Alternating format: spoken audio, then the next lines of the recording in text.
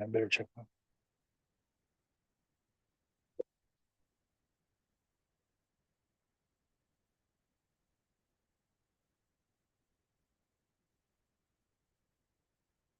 Call the meeting back to order. At this time, it is 6 o'clock, and I'd look for a motion to proceed to public meeting, including Committee of Adjustment and Drainage as listed on the agenda.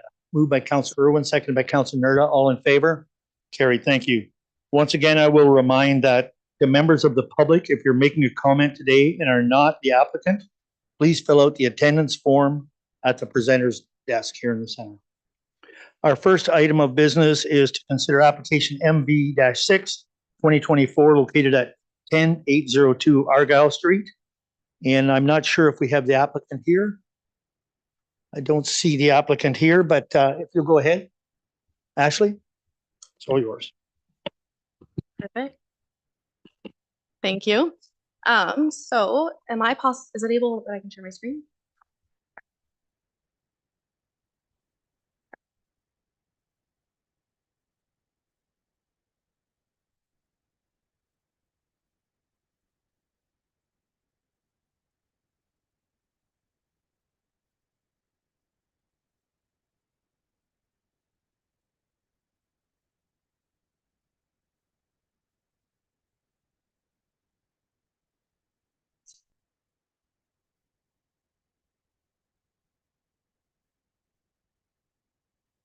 So the subject lands have a municipal address of 10802 Argyle Street and are approximately 1.97 acres in size. There is currently an existing 1.5-story single detached dwelling on the property and a 240 square foot detached garage. The subject lands are designated as agricultural in the North Middlesex official plan and zoned as agricultural small holding exception 30 in the North Middlesex zoning bylaw. The owner is proposing to construct a 5,000 square foot detached accessory structure and requires relief from the maximum accessory structure height, as the purpose of the structure will be to store the owner's excavation equipment. The owner anticipates that roughly 2 to 3 pieces of equipment will be stored, primarily in the winter months when they are not on job sites. The owner will not be operating a business out of the structure and will solely be using it for storage purposes. The owner has also confirmed they will not have staff that will be coming and going from the building to access the equipment. As noted in my report, section 7.2.3H of the bylaw permits a maximum height of 5.5 meters or 18 feet, whereas a maximum of 8 meters or 26.25 feet is proposed. This is a difference of 2.5 meters or roughly 8.19 feet. Accessory structure height is measured from the average finished grade to the top of the peak. The owner is proposing to meet all other zoning provisions such as setbacks and lot coverage, and the proposed use is also permitted. As noted in my report, the bylaw also measures height differently for dwellings opposed to accessory structures.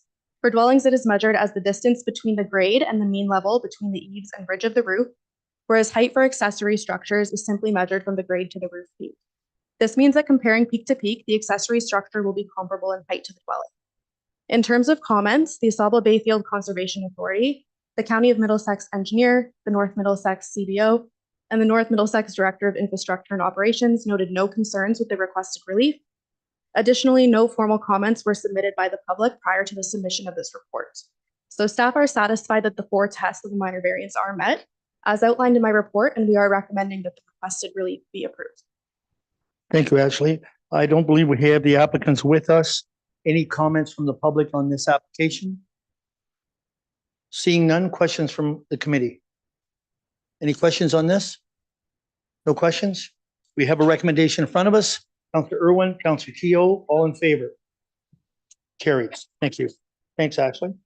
Our next is item 4.2, notice of public meeting to consider application MV-7 2024 located at 3459 Mount Carmel. And I don't think the applicant is here for this one as well. Ashley? Thank you. So the subject lands have a municipal address of 3459 Mount Carmel Drive. The purpose and effect of the minor variance is to implement a condition of consent application B13-2023, which was conditionally approved by the committee on October 4th, 2023. The consent proposes to sever approximately 100 acres and to retain approximately 104 acres to reverse an inadvertent merger of the original township lots. The lands to be severed are zoned General Agricultural A1 and Environmental Protection EP. The zoning bylaw states that where a lot contains more than one zone category, each portion will be evaluated by its own zoning provisions.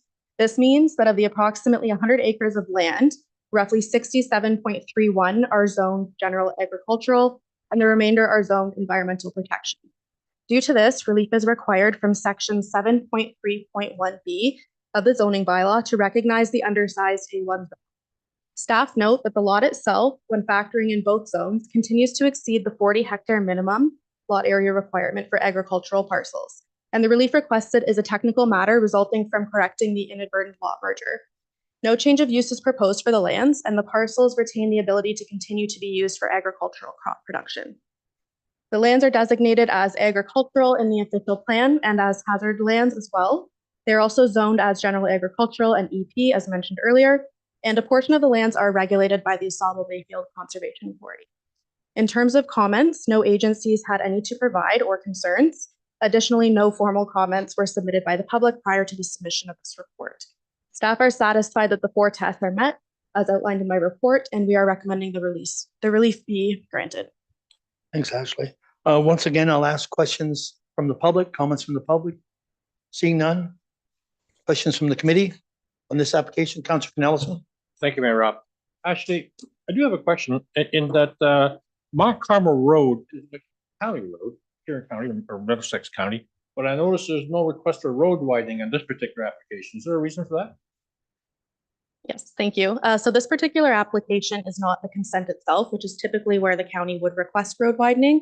This is a minor variance to address a condition of the consent as well. So the conditions of the consent still stand. This is just to address one of those conditions. Okay, I thought it was because it's split between 2 counties, and that's fine. Huron County one side and Middlesex on the other. If it were, they could request it on our Middlesex County side of the road. I see. But they wouldn't request it through the minor variance. Okay, thank you. Maybe that's a question you could ask if we had the county CAO and the county warden there sometime. Maybe you could ask them that question later. Actually, I have other questions for the Mayor Rob. Okay, Thank perfect. you. Thank you. Any other questions? Seeing no questions, we have a recommendation in front of us, moved by Councillor Daigle, second by Deputy Mayor Hodgins. All in favor? Carried. Thank you. Our next item of 4.3, notice to a public meeting to consider application MV8-2024 located at 262 Millcraig Street. And do we have the applicants here for that? Do you want to come up? You don't have to. No, you don't have to, but if you want to speak to it, you would come up and speak to it. Okay. We'll let her, if you have anything you want to add after you can come up. Ashley, go ahead. Thank you. So the subject lands have a municipal address of 262 Millcraig Street and are approximately 1.32 acres in size.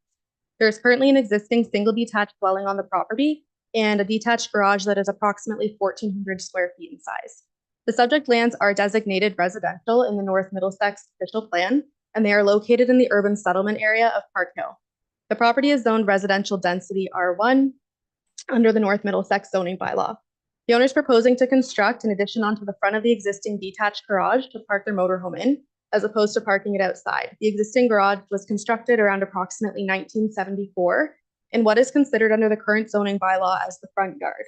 Due to the size of the motorhome and the location of the existing detached garage and dwelling, there is not sufficient space on the rear of the structure to construct the addition and give the motorhome sufficient turning clearance to access it. As such, the owner is proposing to construct the addition onto the front portion of the existing detached garage. Height relief is also requested due to the size of the motorhome. As noted in my report, a maximum height of 5.5 meters or 18.06 feet is permitted, whereas 5.79 meters or 19 feet is proposed. This is a difference of 0.29 meters or 0.94 feet. As noted previously, the accessory structure height is measured from the average finished grade to the top of the peak, which means comparing the dwelling and the accessory structure peak to peak, the accessory structure will be comparable to the existing dwelling and garage in height. The owner is proposing to meet all other zoning provisions such as setbacks and lot coverage. In terms of comments by agencies, none were provided with concerns, and additionally, no formal comments were submitted by the public prior to the submission of this report.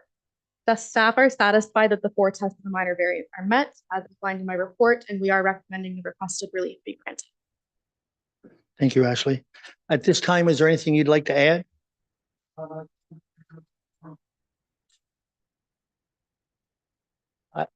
I don't think, if you need to, if there's a question for it, we'll come back. All right. Questions? Any other questions from the public on this? I have to ask? No? Questions from the committee? No questions from the committee?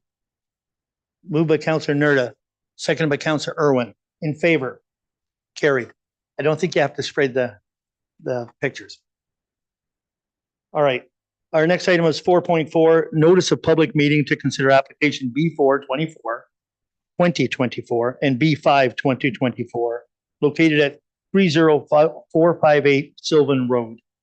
And Robert and Anita, do you want to come up or you?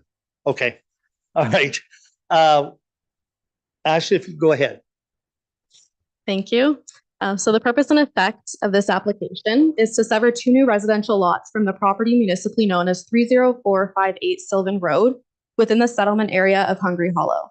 Severed lot number 1 is proposed to have a frontage of approximately 122 feet along Townsend Line and is approximately 0.4 acres in size. Severed lot number 2 is proposed to have a frontage of approximately 85 feet along Sylvan Road and is approximately 0.74 acres in size. The retained parcel will retain a frontage of approximately 240 feet along Sylvan Road and will be approximately 4.35 acres in size. The lands are designated as a hamlet settlement area in the North Middlesex official plan and are zoned hamlet residential in the zoning bylaw. Surrounding uses are predominantly residential in nature. A portion of the lands are regulated by the Asable Bayfield Conservation Authority. The Asable Bayfield Conservation Authority, the County of Middlesex engineer, the CBO have noted no concerns. The Director of Infrastructure and Operation recommends the inclusion of standard conditions for a consent of this nature, and no public comments were submitted prior to the submission of this report. Staff are satisfied that the PPS, the Middlesex County Official Plan, the North Mid Official Plan, and the applicable policy are met. The applicable policy generally permits lot creation within settlement areas, subject to servicing and compatibility. These properties will be serviced by municipal water and privately owned septics. Staff are satisfied that the criteria for the consents have been met or can be appropriately addressed with the recommended conditions as outlined in the report. Thank you, Ashley. Is there anything you'd like to add at this time? No? All right. Any comments from the public? Seeing none, the committee? Questions? Deputy Mayor Hodgins? To Mayor Ruff, to Ashley. Not really questioning it. It's just some of the lines when you see the key map. I'm just curious why the green smaller one isn't square as opposed to cutting the corner. And I think you may have answered the other one I have. Why doesn't the yellow line match the straight line along the street along Townsend Line? Like, it seems like it's moved back. Is there a reason why those lines are where they are? So in terms of the lot lines, it appears that a portion of that property has already had land designated over to the county. The front portion there will be required as a condition of a consent, I believe. And then in terms of the green property line, I may have the property owner speak more to that in terms of configuration. I know the topography of the site is quite unique and that perhaps played a factor in it, as well as the regulation area.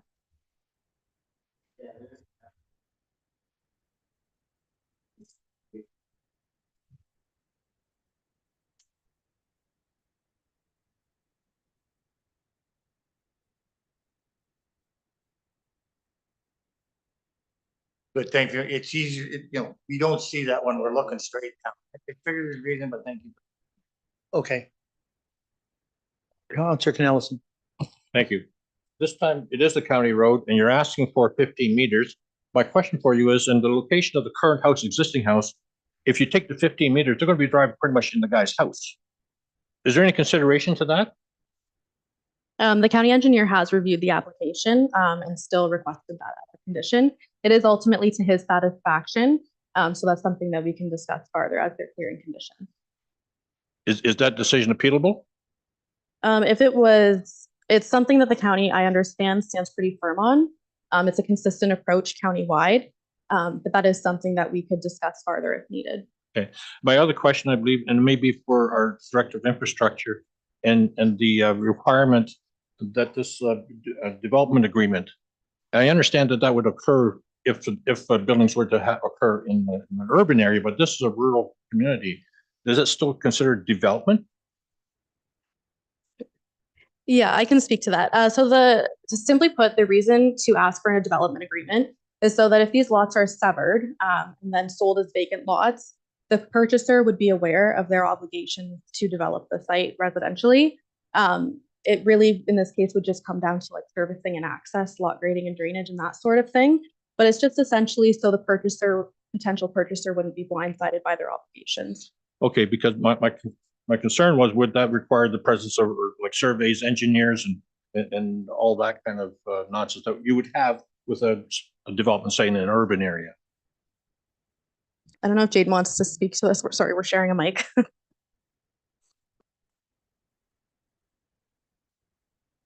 Through the mayor, yeah. So it would address the servicing and the lot grading, and just ensuring that the lot grading is compatible with the other lots and with the natural area.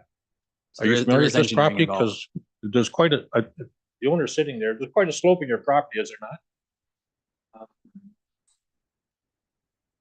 Well, the whole property, I think, are you building a new house there? Okay, on Sylvan Road. Oh, okay, okay. I was gonna say yes, if we're gonna ask questions of the applicant, I would ask them to come up That's what so that people can hear the answer to it.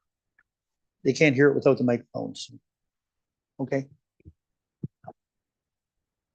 maybe you want to repeat your response when I asked where you're gonna build a house, so the public can hear.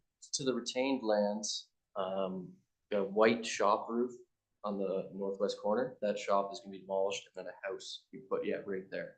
Okay, That's where the retained lands is.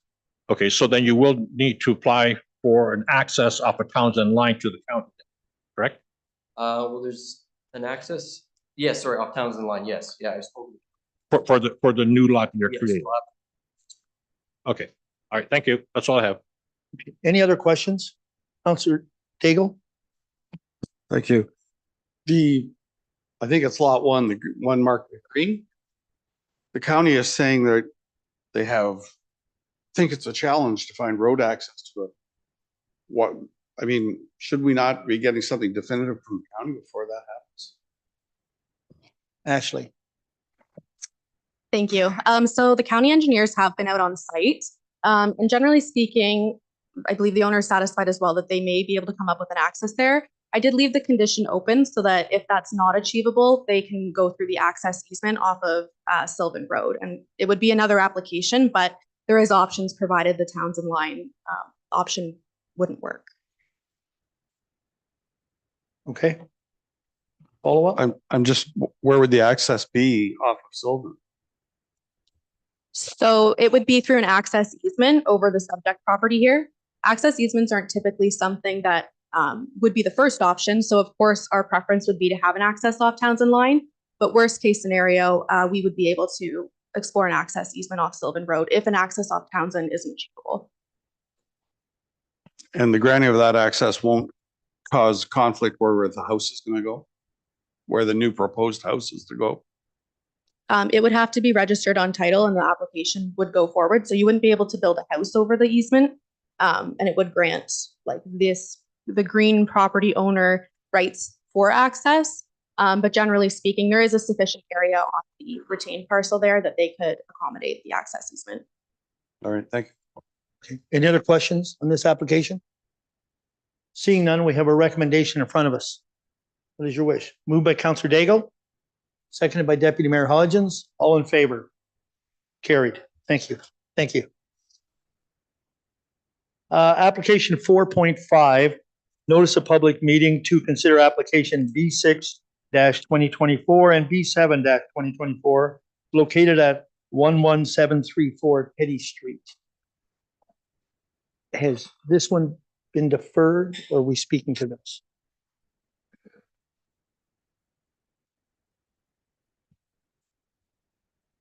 Perfect. Thank you. So the subject property is at 11734 Petty Street, and it's located within the Elsa Craig urban settlement area. It is approximately 2.49 acres in size. The purpose and effect of the application is to sever one new residential lot and to implement an access easement over the retained lands in favor of the severed lot. The property owner has recently contacted staff and confirmed that they are proposing an adjustment to the lot fabric, moving the lot line from the proposed flag-shaped configuration presented before the committee to a configuration that would evenly bisect the property. Under this new proposal, the lot line would run parallel from the front property line to the rear. And while flag-shaped lots are not prohibited, staff note a preference, where possible, to adjust the configuration. As this proposed adjustment differs from what was circulated under the public meeting notice, staff are of the opinion that a deferral is necessary. Revised documents outlining the proposed revision must be submitted by the owner for review by staff. Once deemed satisfactory, a new public meeting notice will be circulated for the neighbors to consider, and the applications will be brought back before the committee at a future date. So staff are supportive of this application in principle, as it appears to meet the policies regarding consents in the urban settlement area. However, we are recommending a deferral until that revised layout is submitted for review. All right, this time I'll just ask council, any questions on this? We have a recommendation to defer. Councillor Daigle, Councillor Keogh, all in favor? Carried. Next one is 4.6, notice of public meeting to consider application ZBA -6 2024 located at 35325 McGuire Road. And I'm not sure, I think our applicant is coming on Zoom. I don't think she had any questions or anything to add, but she wanted to join on.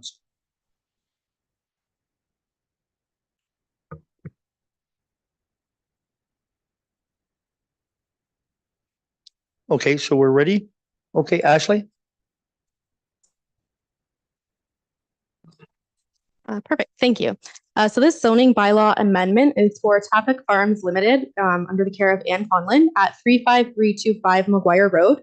The zoning bylaw amendment is to implement a condition of consent B2-2023, which was conditionally approved by the committee on December 6, 2023. B2 2023 proposes to sever approximately 2.19 acres of land and to retain approximately 100.3 acres of land. The zoning bylaw amendment proposes to rezone the severed lands from general agricultural A1 to agricultural small holding exception AG1 to recognize the residential use of the lands. The application also proposes to rezone the retained lands from general agricultural A1 to general agricultural exception A1-104 to prohibit the establishment of a new residential dwelling on the remnant farm parcel. The subject lands are designated as agricultural within the North Middlesex official plan and are zoned general agricultural within the North Middlesex zoning bylaw. A portion of the lands to be retained are regulated by the Asaba Bayfield Conservation Authority. Surrounding uses are predominantly agricultural in nature. Asaba Bayfield Conservation Authority, the County of Middlesex engineer, the CBO have all noted no concerns.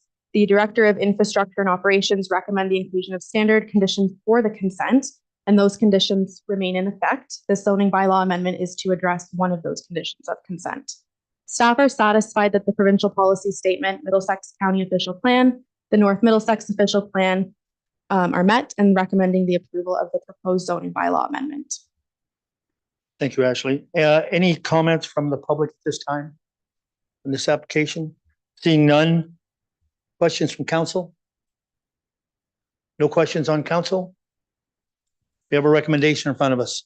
Councillor Irwin, Councillor Nerda, all in favor? Carried. Thank you. Our next issue is 4.7, notice of public meeting to consider application ZBA-8 2024 located at 30758 Irwood Road. And that's Kevin and Elizabeth Warner, and I think they're joining us by Zoom. We have them there? Okay. Okay, Ashley. Thank you. So the purpose and effect of the zoning bylaw amendment is for a temporary use amendment at 30758 Irwood Road. It's to allow the property owners to continue to live in the existing single detached dwelling while a new single detached dwelling is being constructed on the subject lands. Whereas the North Middlesex zoning bylaw would normally only permit one dwelling to be located on the subject lands. The applicant is also required to enter into a temporary use agreement with the municipality. The existing single detached dwelling will be demolished upon the expiration of the 2-year period or upon occupancy of the new single detached dwelling, whichever occurs first. The zoning bylaw amendment application will rezone this property from general agricultural A1 to general agricultural exception with a temporary use on the property, A1-105 in brackets key. The subject lands are approximately 78.07 acres in size and are serviced by municipal water and a privately owned septic system with an existing access off of Kerwood Road. Staff are of the opinion that the proposed temporary use bylaw is in conformity with the Planning Act and the North Middlesex official plan. Staff do not currently have concerns in regard to compatibility of servicing, access, parking, or traffic impacts as a result of temporarily allowing 2 single detached dwellings on the subject lands. The agreement will be executed and legally binding on the property owners. In addition to the agreement, the bylaw will expire in 2 years or upon occupancy of the new single detached dwelling. And staff are satisfied that these parameters ensure that the existing single detached dwelling will be demolished. A bylaw and associated agreement have been drafted for council's consideration, and staff are recommending that the amendment be approved in principle, limited to the first and second readings of the implementing bylaw this evening. Further, that the owner will then enter into the temporary use agreement and provide proof of registration on title of that agreement, at which point the final reading will come back before council for their consideration. Thank you, Ashley. At this time, is the applicant anything they would like to add? Yeah, we're not actually living in that house right now. It's not livable. Okay. All right, we have no written submissions. Any public comment on this application? Seeing none. Questions from council? No questions on this application? We have a recommendation in front of us. Moved by Councillor Nelson, second by Councillor Daigle. All in favor? Carried. Thank you. Our next item is 4.8. Request to remove holding symbol H on R2 holding zone application ZBA-10-2024 Sauble Bluffs. Thank you. So the property is located in the Sauble Bluffs subdivision in Elsa Craig, and it is currently zoned as residential density 2 holding zone. It is the medium density condo block that is currently in review by staff. The holding must be removed prior to any site works being completed or any buildings or structures of any kind being constructed. As council will recall, the zoning bylaw amendment that implemented this hold was endorsed in 2022 to facilitate the creation of 250 single detached dwellings, 2 medium density blocks for future development of townhomes, and to permit a parquet. The part of the zoning bylaw amendment that applies to this block in particular is specifically for the medium density condo block. Hold provision was placed on the entirety of development, and tonight's hold removal will strictly apply to that one block. The use of the hold provision is permitted under the Planning Act and allows a municipal council to specify the conditions of the removing of the hold, and staff are satisfied that this hold can be removed as a condo agreement in conjunction with the site plan agreement is brought before council this evening. Thank you. Any questions from council on this? Councillor Irwin. Thank you, Your Worship. Through you, I'm just curious if the Director of Infrastructure has anything to add to this particular application at this time. Through the mayor, nothing to add. Planner report. Any other questions? No other questions? We have a recommendation. Moved by Councillor Keel and Councillor Irwin. All in favor? Carried. Our next item is a public meeting to consider drainage.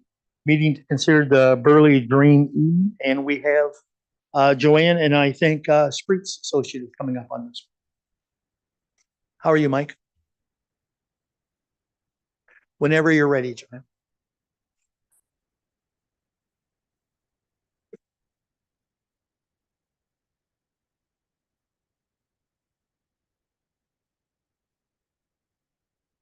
Good evening. This report was prepared in accordance with sections 4 and 78 of the Drainage Act for repair and improvement to a portion of drain E on the Burley Drain. The landowners had installed a new culvert on the middle portion of the drain directly into a separate outlet into the Pete Seavey drain and the Sauble River drain. And they asked that it be incorporated as part of the drain, and then abandon the portion of the drain downstream that this culvert cut off. So a portion of the drain is no longer needed. They did take some of the land that was drained into the lower portion and drained it privately directly into the Pete CV drain into a separate outlet. So the necessity of that portion of the drain was not needed. And so they also asked for that downstream portion to be abandoned so that it could be done away with. And at the on-site meeting, some of the upstream landowners asked us to investigate the portions upstream to make sure that the existing ditch and the culvert downstream had adequate depth to accommodate the tiling that was there now or in the future, based on the information that they were going to provide us, which they did. We did do an investigation, and then the municipality did maintenance on it. So it was found that the design grade that was there from the last report's not that old. And so that upper portion was maintained, and it was actually a piece of branch F that was upstream along branch E that was done with the maintenance. The very upper portion of E had been previously abandoned, so then the request was to make the branch F, which was now the same line as E, all part of the same thing, and clean up the schedule of assessment for the future. And so we have included a new schedule to show that, and also bill out some of the extra engineering costs for the investigation work that was done. Stop and open up for questions. Okay, any questions from affected landowners on this? Go ahead, sir. Can you get your name, please? Oh, sorry, we got to get a microphone. We are ordering more. Good, good. That's good to hear. We just need a couple more microphones so people can get to them.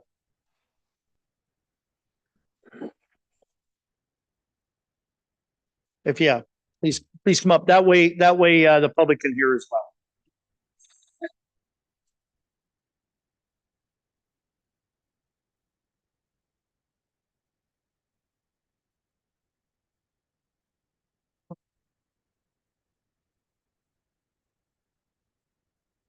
Name's Gary Strife. I'm on lot 26 on that farm there.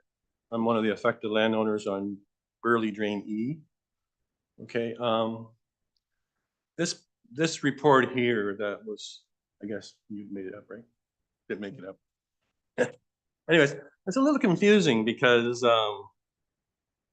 we're requiring a 900 millimeter culvert that's going to be partially paid for by the province on the municipal act.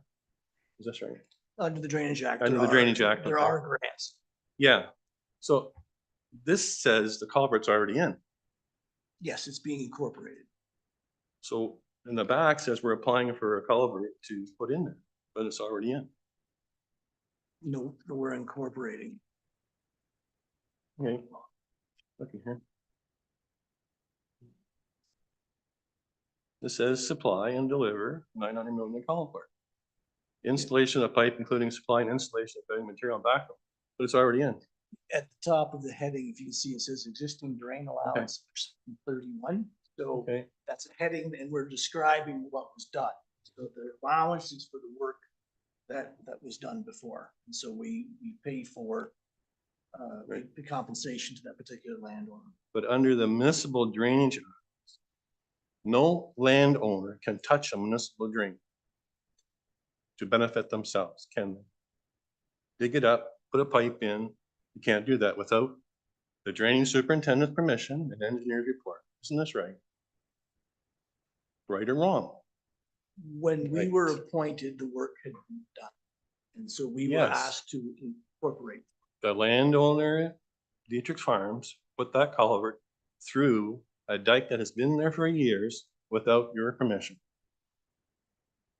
Yes, I was Okay. not involved. And that is against municipal bylaw.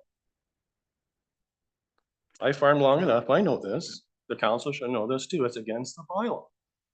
So they took it on their own accord to put a pipe through a dike that has been there for years without asking anybody, and now they want the affected landowners to pay for it. No. The affected. Well, the land- first part of my statement is right Well- though, they didn't get permission. That's my understanding. It's law. What's the penalty here? I can't do it.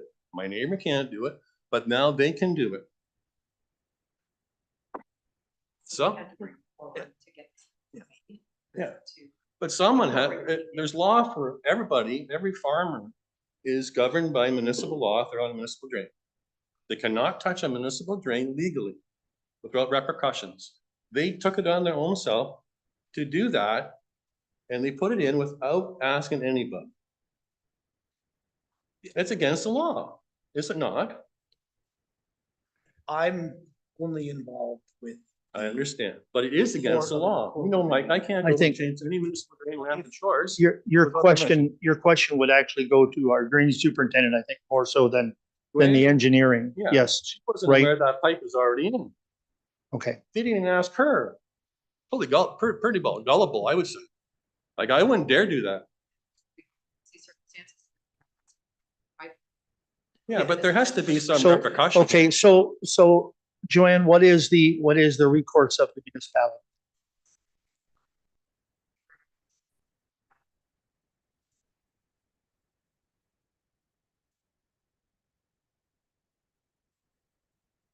So they would have to pay for that then, whether they put it in or not, they would have to pay then after. the They've fact? already paid for it. But now they want to incorporate in the Yeah, drain, but so everybody else pays for it. Okay, but it doesn't get paid for twice. It's either been paid for. Well, So that's what they Mike- get their money back, basically, is what they're gonna get their money back for doing something wrong. Mike, you were going to answer to that. If I. can Yes, answer that. please, go ahead. Let's, The allowance is calculated and granted. It's assessed to the particular landowners that installed it, so they are paying 100% of the cost of that allowance. In the report, they're also paying the engineering towards that. What happens is when it becomes a drain and through a drainage act report, there is a grant available from the government. The other landowners are not contributing to its construction. And then once it's incorporated, future repair of that culvert would be as stipulated in the report. So there is a portion of that culvert that may be required to be paid for 20 years down the road or 40 years down the road if there's maintenance done on it. But the idea is that it's a very short piece of culvert compared to the long drain that would need regular maintenance. And part of the reason for what was done was because the drain was so flat and needs regular maintenance. And those costs were outweighing the cost of what the landowner did in this case to shorten the drain. But that was in his idea. He didn't ask permission. from Okay. an engineer That's okay, or the okay, engineer. we're not going to argue about it here. These are the questions we're having the answer. And so, And I can add too, as an independent, we were looking at sufficiency of what was done. We had to take a look and say, can we incorporate this?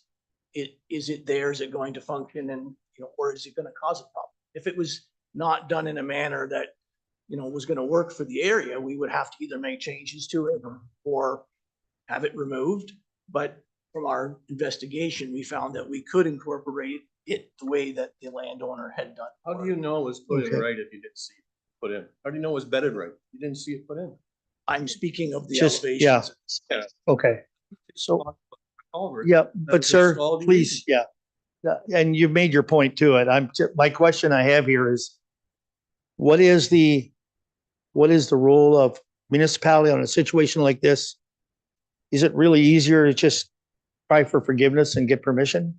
That's I mean, right. that's what's happened here, obviously. And that has nothing to do with this, No, what I'm not- Mike's doing here. So I don't want to. So I asked Joanne, like, what do we do in a situation like that? Mhm. Okay. But that's a bit of a separate issue than what this drain is now. Is that right? That would be talking about that culvert going in is a separate issue from this drain being done. The drain could still go forward and still bring a report on it. Cleaned up it against the forward, Yeah, well, just, but why should I have to pay? Because they decided to put a culvert in. but I'm under the impression that you are not paying. Yes, I am. I'm an effective No. landlord. I've been reassessed. I have to pay.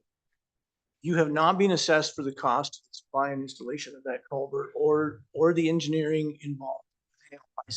Okay, We were asked at the on-site meeting by other owners to investigate the upper portion of the ditch because there was questions of whether it was gonna be deep enough for work. There was a culvert underneath, the road culvert underneath the unopened road allowance that had not been done and still needed to be done. And we were asked to look at it, investigate it, and provide the information. We did supply a new profile, a new grade profile for future maintenance.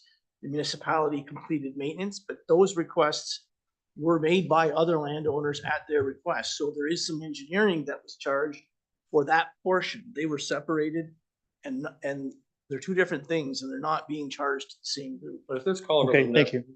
Just one more thing, excuse me, I'm sorry. Okay, But if this culvert was never put in, would we be sitting here? I believe not. It was those particular landowners that asked for it to be incorporated. okay. They took out the law in their Okay. own hands. Thank you. All right. All right. So I think your point's made. We get what you're saying. And I think we'll go to, if there isn't any other questions from any other public, we're going to go to council for questions as well. Make a decision on this. And then if there's anything, Joanne, you want to bring to council in a report to this issue with this culvert being put in by an individual landowner, I think that's a separate report. So thank you, sir. And I'm going to go to council. Councilor Nerda?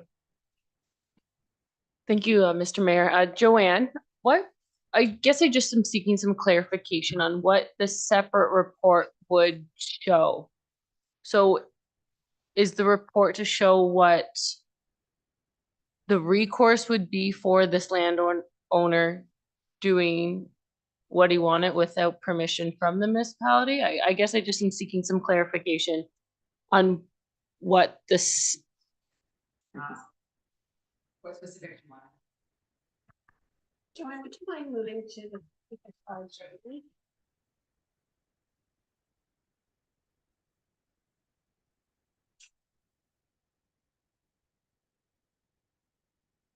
Sure, I would probably get more specifics as well as to what you wanted to see in this report. But right now, as we're sitting here, the work's been done. We brought a report to council.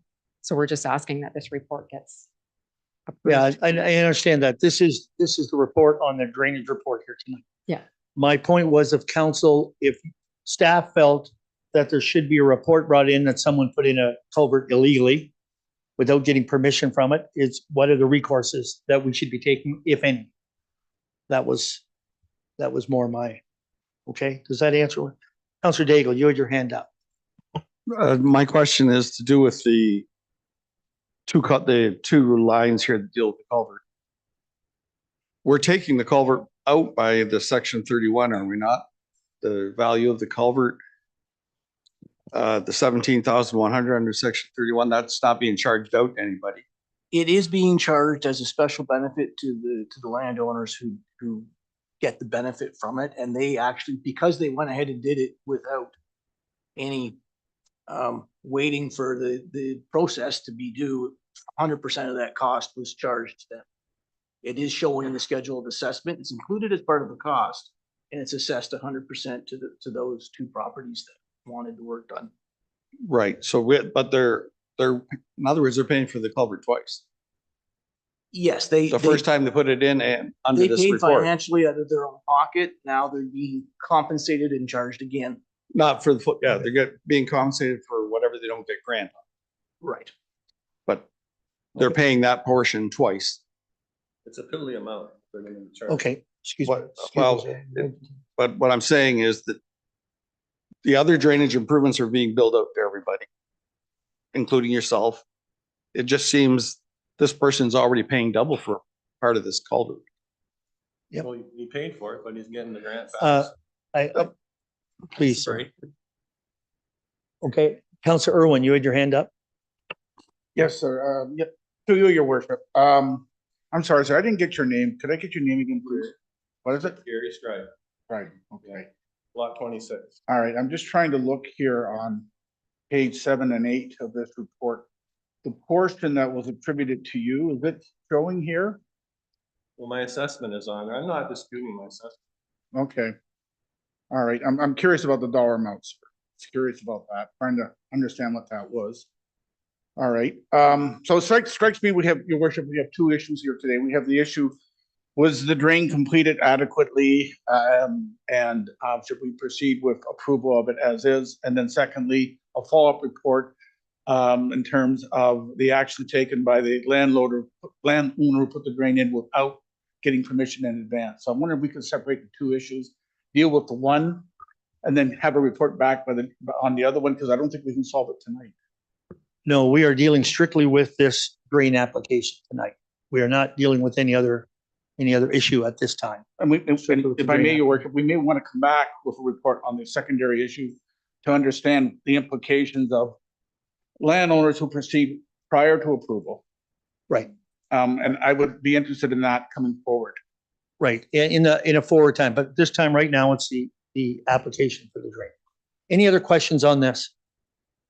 No other questions. We have a recommendation in front of us. Oh, sorry, I have not asked if there's anyone present who would like to add or remove their name from this drain. Seeing none, at this time, we do have a recommendation in front of us. Moved by Councillor Daigle, seconded by Deputy Mayor Hodgins. All in favor? Carried. That is carried. Thank you, Mike. Thank you. Thanks, everyone. Thanks, Joanne. At this time, we have item number 5.2, meeting to consider Moss and Erskine drain. And I believe, Josh, you're coming up for that one, aren't you? And whenever you're ready.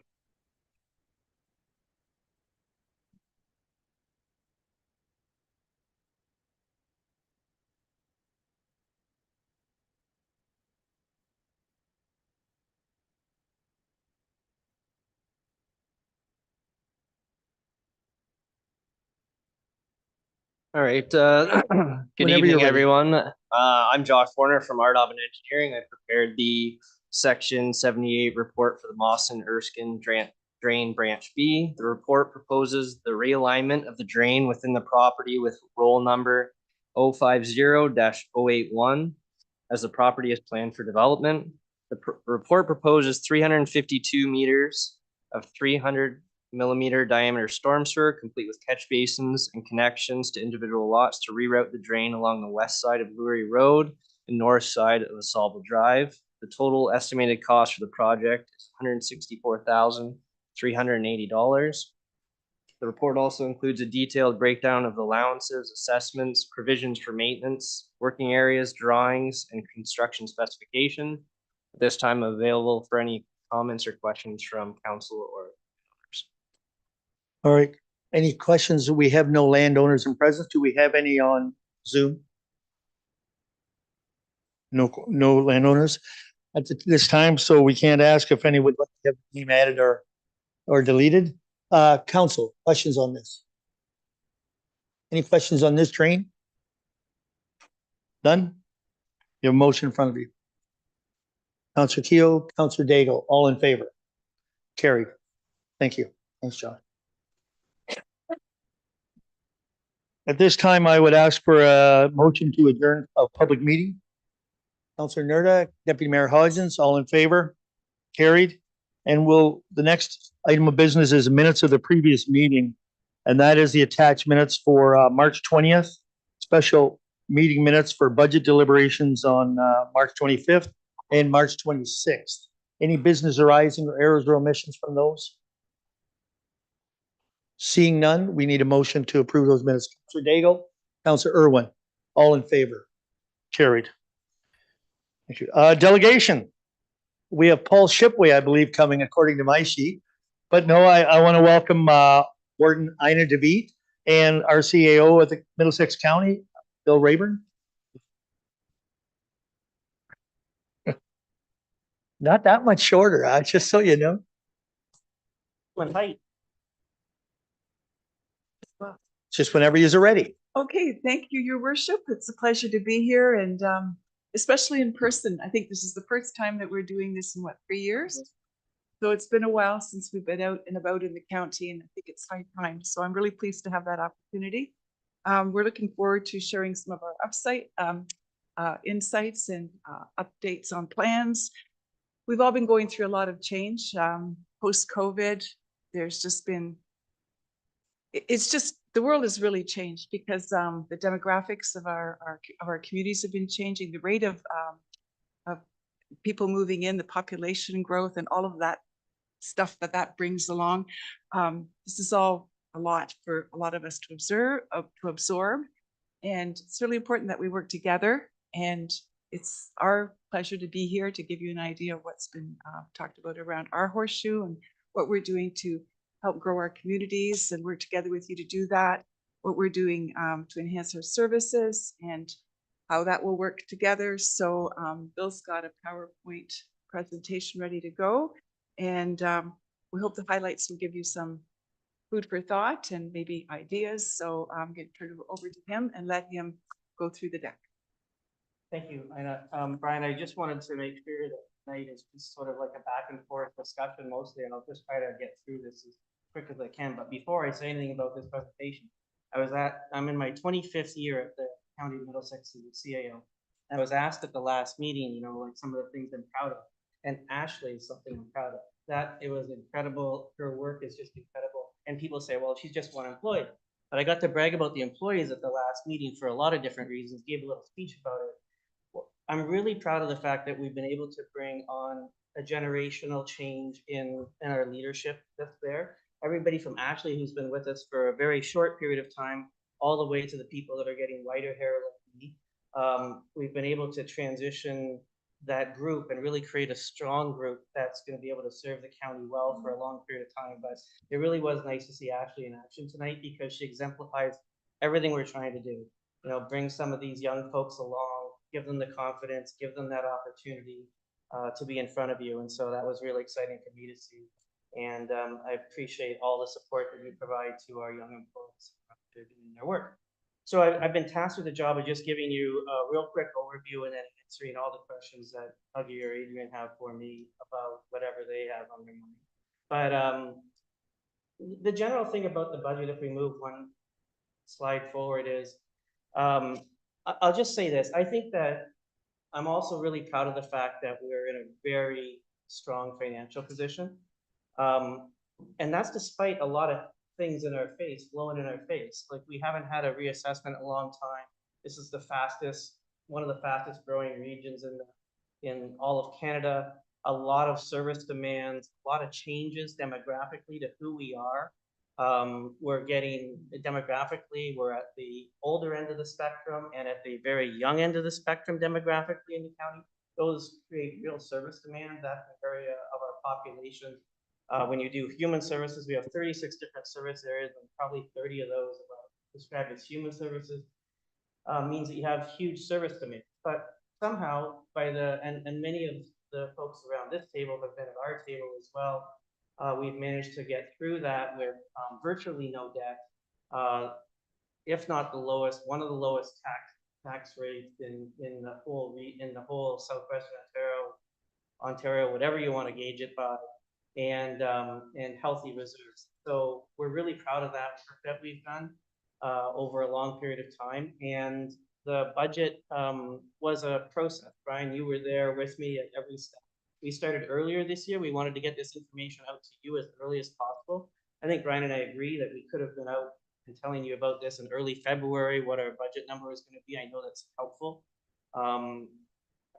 There's a lot of reasons why normally we've waited until later in March, but that 2.93 number is something we're really proud of. That was a lot of hard, a lot of sitting in a room thinking through everything.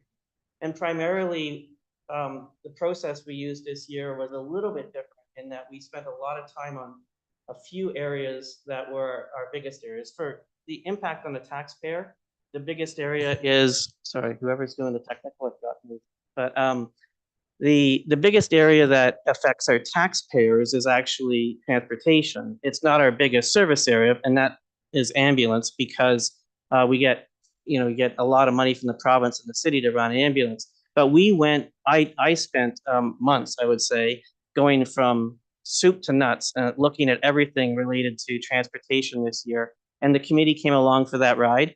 And it meant that I think we're in a really great position for the next generation that are coming forward because of some of the changes that we've made this year. So we're excited about that. I can answer any questions you have about the budget, but there's a lot of information in this slide deck. Looking ahead a little bit, some of the things that are really important to me to try to finish up before I leave is, if you look at what's changing in our county, we are very residential based. I tell this story often at county council. It was only 8 years ago that we were running in this community. We were running residential attraction workshops. And now I feel like I almost should be standing at the gate saying, wait, thank you. Everybody else just go somewhere else for a little while, because we just are getting run over by residential. And where we've really struggled is on the industrial assessment side. Of all the things, when I look out from my big black chair where I sit, I just hate that tax pie look of where we are with industrial assessment. It's weak. You shouldn't be where we are from an industrial assessment perspective.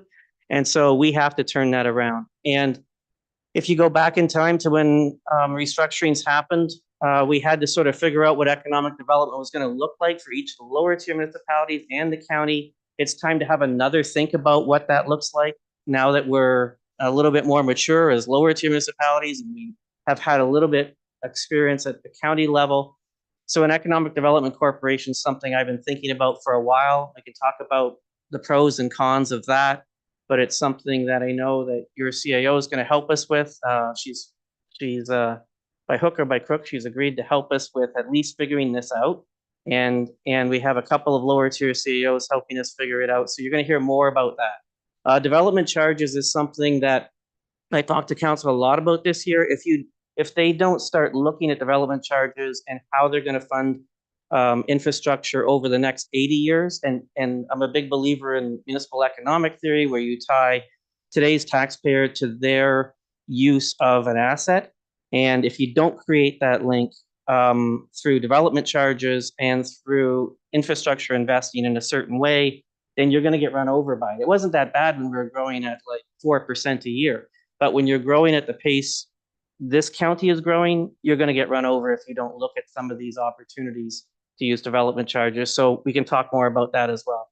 The last thing on that list is just really some of you don't know the history of the county loan program. It was actually the first job I had sitting around with the group at the Horseshoe in the county. They said, Bill, we just finished this annexation. Well, we didn't do the annexation. We were annexed. We lost all this land. We lost all this assessment to the City of London. How are we going to get it back? Well, they gave us, at the time, we had $8 million as some compensation for this, which was a lot of money back then. It certainly didn't make up for whenever I hear complaints about how much it was, they always say, well, I'll take back the assessment we lost in Westminster any day over that. But we invested that into residential infrastructure for water and sewer, because I thought that was the fastest way, especially when you had some of the third programs, to get residential assessment back to where it was. And we had communities like this one that in Southwest and others that were struggling with keeping banks and schools and all those types of things. And so we really did focus on infrastructure for residential, and we're shifting that focus now into industrial. And so you'll see the new program rules that are coming out to try and support that over the next little while.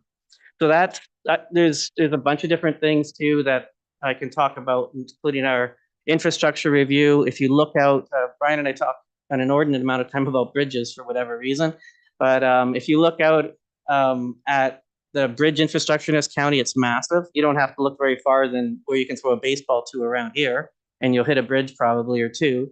And so a lot of those were built just after the war. And so they're starting to come due in that life cycle, that 80-year life cycle of replacement. And that means that we have a lot of infrastructure challenges to look at going forward. But in general, I'm really happy with where we are in all of these different service areas: economic development, social services, the early on program, where it's come to, and I just was over visiting with my employees at the library about how that program's going out here. Homelessness prevention and housing plans. Middlesex Connect is something that is really going to be important, I think. That's a transportation or transit program that's just started up. It's not exactly the way I'd want it, but it's the way it is right now because of the way provincial funding works. But it really, for the type of community that we've developed into, having a transit system of some size is really important, especially if we want to attract more industrialists. So those are all things we can talk more about. We're growing so fast, and people say, well, housing starts are down, and even though we need more housing, I'll tell you, planning applications are not down. They still are busting at the doors to do, and this municipality knows that story, I think. And when we're seeing in municipalities that haven't seen double-digit growth of planning applications, that's pretty exciting, but it's also scary because that's a lot that's happening in a hurry, and I think we're ready for it, but planning and development is really putting pressure on us currently. To just even find the Ashleys of the world that can come and do this work is extremely hard. Ina mentioned working together. It's one of the goals and dreams I had, was that if we work together, we could afford the resources and attract the people that would support what we needed to do to grow as a community. And that planning model really has, in my view, done that. I don't think individually we could have attracted the people we need in this environment. So that's great too. What else we got? Planning and development. I think I said all that. MLPS is a real focus of mine. I'm the CEO, I'm the chair, I'm a whole bunch of things at the Ambulance Authority. And we have a whole bunch of innovative new programs there. You probably read a lot about offload delays and the work that's happening there, our home program. That is a very complicated portfolio that gets more and more complicated. Brian helps me out as a committee member there, board member, sorry, for that corporation. But that is a very complicated portfolio that if you tweak it the right way, it's fantastic. And if you tweak it just a little bit the wrong way, it's a huge funding hole that can happen, because we don't have a choice. If we're not doing it well, you have to send an ambulance to every call, and it can get expensive in a hurry. So we spend a lot of time thinking about innovation at EMS. The library, there's some stories there about the work that the library group's doing. I continue to be impressed by the work that they're doing to try and respond to, and I encourage you to tell our library folks and communicate with our library board if there's things you want to see in your community, because what they're designed to do, it's a little different than some of our other services where we're trying to do something more regional and get it uniform across. We really do want the library to respond to your local needs and what you see. I was just over there and I was looking at they have a picture of Carnegie up there, but you also have the local history area, and there's things that you're seeing in your community. Like I've spent a lot of time in Lucan over the last couple of years, because the warden was from Lucan, and the needs that they have, because they're such a fast growing, in all of Canada, they're one of the fastest growing areas for that. Two parents, somebody under 3, a child under 3, that they're a fast growing by percentage area. And that means our library has to respond differently than it did before. And so we want to know your feedback on that anytime you have it, on anything really, but on library, it's really critical. IT, there's new policies coming out, doing a lot of work on cyber insurance and making sure that the IT service. Has Bailey been out here yet? No. Okay, so that's coming up. He will be. I don't know dates, but you guys know them better than I. He just was out in Thames Center, he told me. So he's making his way around. And the idea there is to make sure that we're responding to your needs as well, because we're partners in that. I think this is the first municipality, right? This was the first. Well, I think back in the day, I think this is the first municipality that we partnered with on IT. And that's just been an amazing development, I think, to help lower cost and improve the service delivery across the county, for the county and for the lower tiers. I think that's it for all of that stuff. Her name's Ina, I'm Bill. Whatever questions you got, we're ready to go. All right. Not just to share stuff, we're here to listen.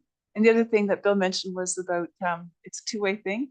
We do want to have comments and feedback, suggestions, ideas, because every community is different.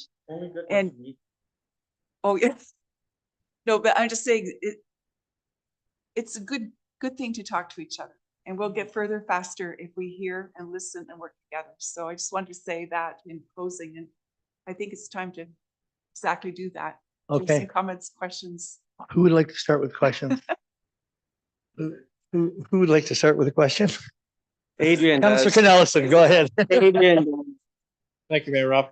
I've been biting at the bullet here. Yeah, no, you have. we haven't seen each other in like a couple of months. You got a lot of pent up ones, probably. I do. Yeah. The first question I have for you is, are we amalgamating with Elgin? Because we're putting our county building really close to it. We're almost in there. Adrian's asking a question about the location of the new county building, and so that's his basic question. And I'm sure somebody is amalgamated with Elgin, but it's not going to be us. The location of the county building question is a good one. So I just walk you through the decision-making process, and then Brian will tell you that it was either 9-1 or 10-0. I'm not sure, but here's the considerations that were made. And we try to use the same business approach to every decision we make, which is sort of take the politics out of it, make a business decision, then consider politics kind of at the end. So here's the considerations. Centrally located. So we did studies on how far away everything would be. Cost was a factor. Synergies was a factor. And then visibility was a factor, because we've all been at the same spot for 200 years. That's not quite true, but somewhere in that ballpark. And so visibility was a factor. And there's probably a couple other ones I know that I'm forgetting, but those are kind of some of the things that we looked at.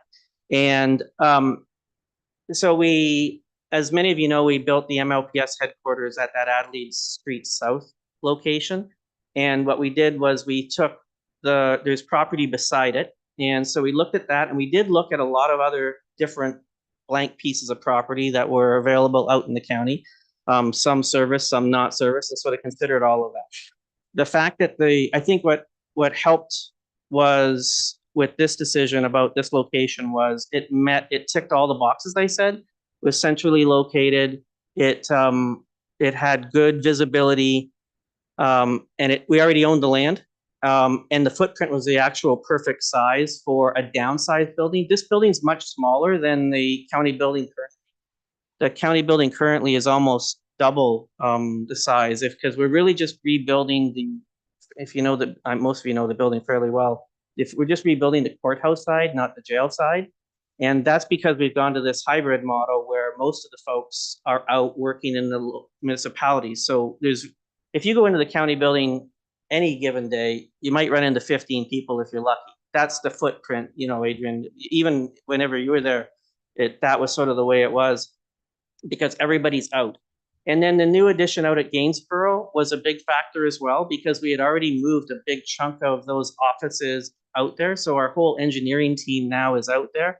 So we tried to take a look at who was there in our existing building, who needs to be in a spot, shrink that down, and then everybody else, we created new sites. So rather than create one big omnibus sort of size building that was monolithic in some location, we tried to invest in a whole bunch of different areas. So that's Gainsborough. That's also the new offices for Library and Ontario Works at Strathroy, which is where 80% of our clients are.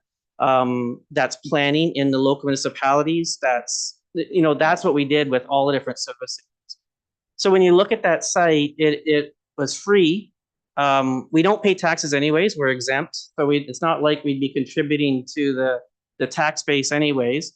And then the final factor that was a big factor for us was we had a number of things we had to do at the EMS headquarters to make it function better. This building's a good example. You're in it for a little while, brand new, it's great. But then after a while you go, boy, we should have done this a little differently or that. At EMS, the way it's changed and grown, that is a service that has grown in a hockey stick style in size. We had to make some pretty big functional changes. And this was an opportunity to sort of link all that together and make all that work together. So at the end, it really wasn't that tough of a decision for council, I don't think. I think that when you looked at all of those business factors, that is what made the most amount of sense. appreciate your response. I'm not sure about the centrally located because to me, the center of the county isn't at the south end of London. However, having said that, fine. The other question I have for you. Sorry, just on that too, we did look at, you just brought up a good point. We did look at transportation networks. So we did like look at how, I think geographic center, I would totally agree with you. We looked at though the time to get there for not for everybody around this horseshoe, but I mean for if you live in Elsa Craig or if you live in Park Hill, how long does it take you to get there versus it being in the center? So I maybe misspoke because we actually did time stuff, and that being on that 400 series highway really did improve that for a lot of folks. The folks that were the most hurt by the change was Lucan.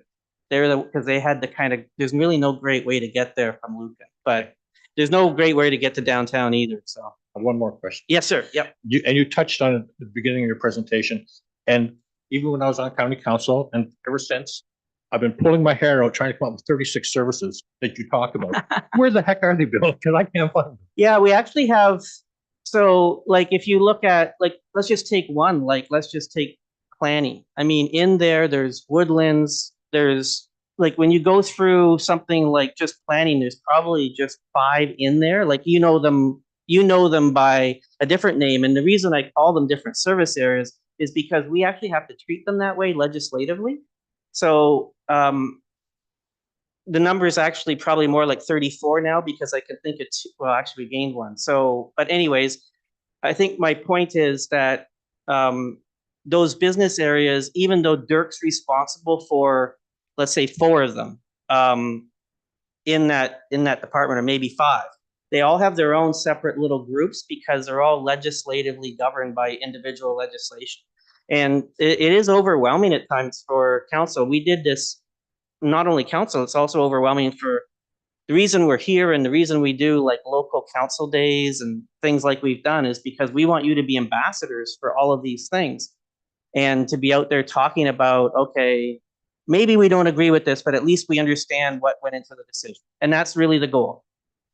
But when you have as many service areas as we do, like weeds, woodlands, planning, like you go through that list, all different legislation. By the time your 4 years is up, you know this, it's like there's still stuff that you don't know, like that's in there because it's all separate legislation, all different things. And that's really hard. The job of governing a regional government is getting harder and harder, and lower tier as well. I'm just talking about from my own experience. So we did, for those of you who haven't seen it, we did do the local council day to talk about some of the major things, but we also did a whole list of orientation videos on all of our different service areas. So they're in there. And I think, I forget what page they're on in the IT thing, but we'll find them for, and go back and take a look, but they're all talked about. So like even in Chris's area, I can think of 5 in Chris's area. You may think of it as engineering and emergency management and something all together, but there's really 5 different areas in Chris's area alone, and same thing with her. So anyways, those videos are out there. I'd encourage you to watch them. They're like 8 minutes and they give you a good quick rundown of those things. Again, Councillor Irwin, I'll give you a break. Just, you'll have a break here for a second. Councillor Irwin. Thank you, Your Worship. Through you, first, thank you both for coming. Thank you for the presentation. I have 2 advocacy issues and 1 service question, and I may not be able to get all 3 without having to turn the mic over. I'll try to answer quicker. All right. My first advocacy question is, it was recently announced by Strathroy and District General Hospital that they're going to be closing their obstetrics department in September. Is the county advocating to keep that department open? And if so, what would you be doing? Yeah, so, well, I don't know, Ina, if you want me to tackle this one or not, but we haven't talked about that at county council at all. There's some areas that traditionally have been difficult for county council to advocate on, especially if they're not in our service area. And we like, so another great one would be education when schools were closing, and the Community Schools Alliance and all the work that was done there. We would support those efforts, but really it was left to the local municipalities to go and do that advocacy work, and we would be supportive of it. If those are certainly things that Brian can raise, but it isn't something we've talked about around our table currently. Go ahead, Ina. Except that's true on sort of an operational everyday kind of level.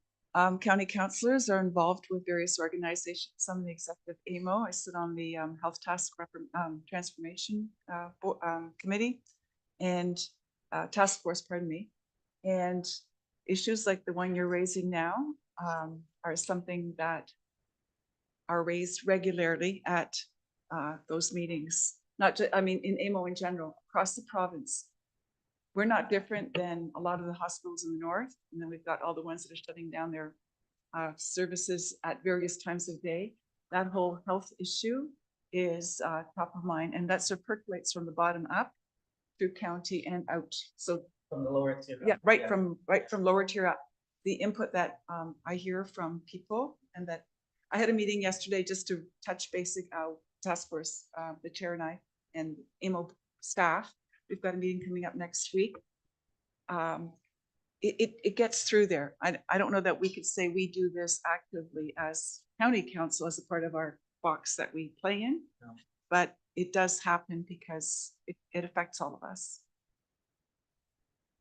Your Worship, I can just follow up on the same point. You mentioned earlier economic development. I mean, factors that bring people and maintain communities are things like hospitals that provide full services. I think there is a direct role by municipal government for things like hospitals, schools, or something we're going to talk about later this evening. I believe it's on the agenda. These are real issues for communities. So I'm hoping that the upper tier government takes a role in trying to maintain our health services in our community. And my second advocacy issue deals with, to date, the Housing Accelerator Fund has only given money to large urban centers, and the new $6 billion federal initiative for housing was stated that the money was for cities and density in large urban centers. So given that all these funds for housing infrastructure are only going to large urban centers, what are we at the county level doing to advocate for those funds to come to more rural communities? Sure. Yeah. That also comes up through WOWC, which is the Western Ontario Wardens Caucus. This is a top of the numbers are 0 for HAF or BFF. Nothing came through here for us at all. And that is being channeled up through the channels again. Delegations at AMO and delegations to the MOU, that kind of thing. So you're absolutely right. Somebody has to make this plain to the government. So that is happening through those channels. I don't think I know of anything else. The only other thing I'd say to that is that we see our role as well to help with the application process and to help, because that does take a lot of work.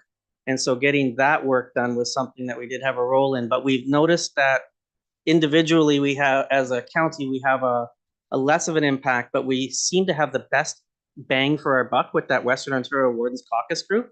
And they are taking an active role. And then, of course, there's the AMO piece. But for the County of Middlesex piece, we've had the most bang and the most opportunity to advocate through that Western Ontario Wardens Caucus. And Eastern And Eastern too, yeah. Wardens Caucus. We sit at, I'm the chair of the county caucus at AMO. So EWOC and Western Ontario are there. And then, of course, rural Northern, French Northern, all of those groups. So the messages are getting through, and they're getting pushed through to the government. We're not where we need to be. Yeah, we wish we didn't have to talk to them about it. Yeah. Well, they should be leading well. Yeah. Final point. Not just the government, through your worship, but I don't think the public at large realize, with all these announcements of all this funding for infrastructure, none of it, 0, has come to smaller or rural communities. Oh, agreed. Yeah, it's terrible. And when you look at I was just reading the paper, like I don't really read the paper, but when you're looking online at these stories, and last night there was a story about the problem is red tape and bureaucracy and planning. I'm like, no, we need infrastructure in the ground to build houses. You can't just set them. It's not Phoenix where you can just set them on top of a water hose and think that everything's going to be okay. You need that infrastructure. And so that's the piece that's missing, Bill. You're absolutely right. And advocating for that is something that whenever they push down on us, why aren't you building more houses? We are building very fast in this community. But at the same time, it really does come down to public knowing that we need that infrastructure. I just wrote a piece for the banner about the prosperity initiative that AMO is undertaking, and downloading that's happened. We're the only province in Canada that actually pays for healthcare and social services. And that comes out of the municipalities, and our income is not geared to inflation or anything like that. So we don't have an like, it's getting to be a bigger and bigger load for municipalities. So that message is getting through too. And I have had feedback from residents who said, we need to know about this. So you're exactly right. I'm glad you We raised have to do that because I think elections will be coming before too long. No, Deputy Mayor Hodgins, you want to, yeah, we'll come back. We're here all night, Huggy. Don't worry. Go ahead. What do you That's all got? right. No, my questions are. It's Deputy Mayor Hodgins. Yes, I Mayor apologize. Rob, and I Thought it was I have a Tim couple Horton. of questions, both fairly simple. Oh, I good. I like to think they are. No, not in such a way. I'm just looking at your 24 road paving program. 6 roads that are planned to be done. There's 3 that I travel on all the time. And one of the things I would compliment is I can't tell you the county road number going from us to Craig now, the bicycle lane, a little extra wide. Is this going to be implemented into these such roads? Because 3 out of those 6 that I'm looking at, such as Coldstream to Ilderton, Highway 4 to Denfield, and Jaden would probably back me up just because of where his other spot is. Just to count, looking out to the others, they're highly bicycle run areas. Yeah. Are they considering putting the extra width to have bicycles? Do you know if? Well, okay, then you go. It's an easier one. I can do Is that it, one. sorry, okay. Yep. As the roads are, there's a schedule based on the asset management plan. So when roads get to a certain point, that they're on the list for repairs and maintenance, repaving and all that, at that time, it is totally cost efficient to do that extra strip. To go out and do that strip though, that, yeah, at different times doesn't make sense. So, yeah. Yeah, so that is actually, yeah, that's it. The only exception to that would be when you've got a arterial tip. What's the def? There's a word for it, like Old 22. That is not, it did not get, because you don't bite bicycles on that road, but everything else is on the list. If I can just add to that, if you go on the county website, it shows the map of the proposed new bicycle lanes and the bicycle program. And that was a big conversation Oh, it at was. budget this year because it's a lot extra cost. Well, and then the other part, Brian, we should mention just for the public that's listening, there's bikes, yes, but also just the maintenance piece. It does lower the cost of overall maintenance, and that was the winning argument, I think. But we'll get you the link to the map, and Yeah. that'll show you. The 'cause it map not- shows what It roads. not only shows this, I think it shows you some progression. Yeah. Should we take this out? Because we were worried about costs and. That was me, actually, but yes. They said no. Right. That is getting bigger, and it's a safety. That's why it was a brief conversation. Because I suggested Yeah, it. and then you it had a didn't- second wasn't question? good Go idea. ahead. Okay, and Bill might help me out with this. and I'll everything help else. you, yeah. Yes, I know you will. Shortly in my past ancient history with the county, I think shortly after that, they developed what they call Middlesex trails, routes for cars to go around. Yeah. Is that still active or has that been abandoned? No, it's still active. I think we even had something in the slide about it, and I'll get you an update on that too, because I think we have.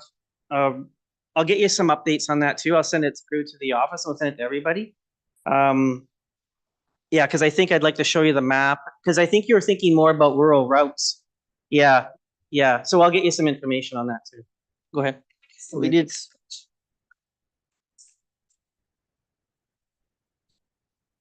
Business.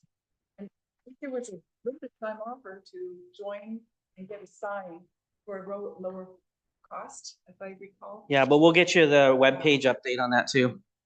Okay. That's a good question. Thank you. Any questions over here? Adrian, Councilor Canellis, sorry. Thank you, Mayor Rob. Now you're doing it. I did have one more question for you. Looking at the budget, like the deputy mayor here is, and it's something I've asked our mayor about because he's on the committee as well, and that's a land ambulance. Yeah.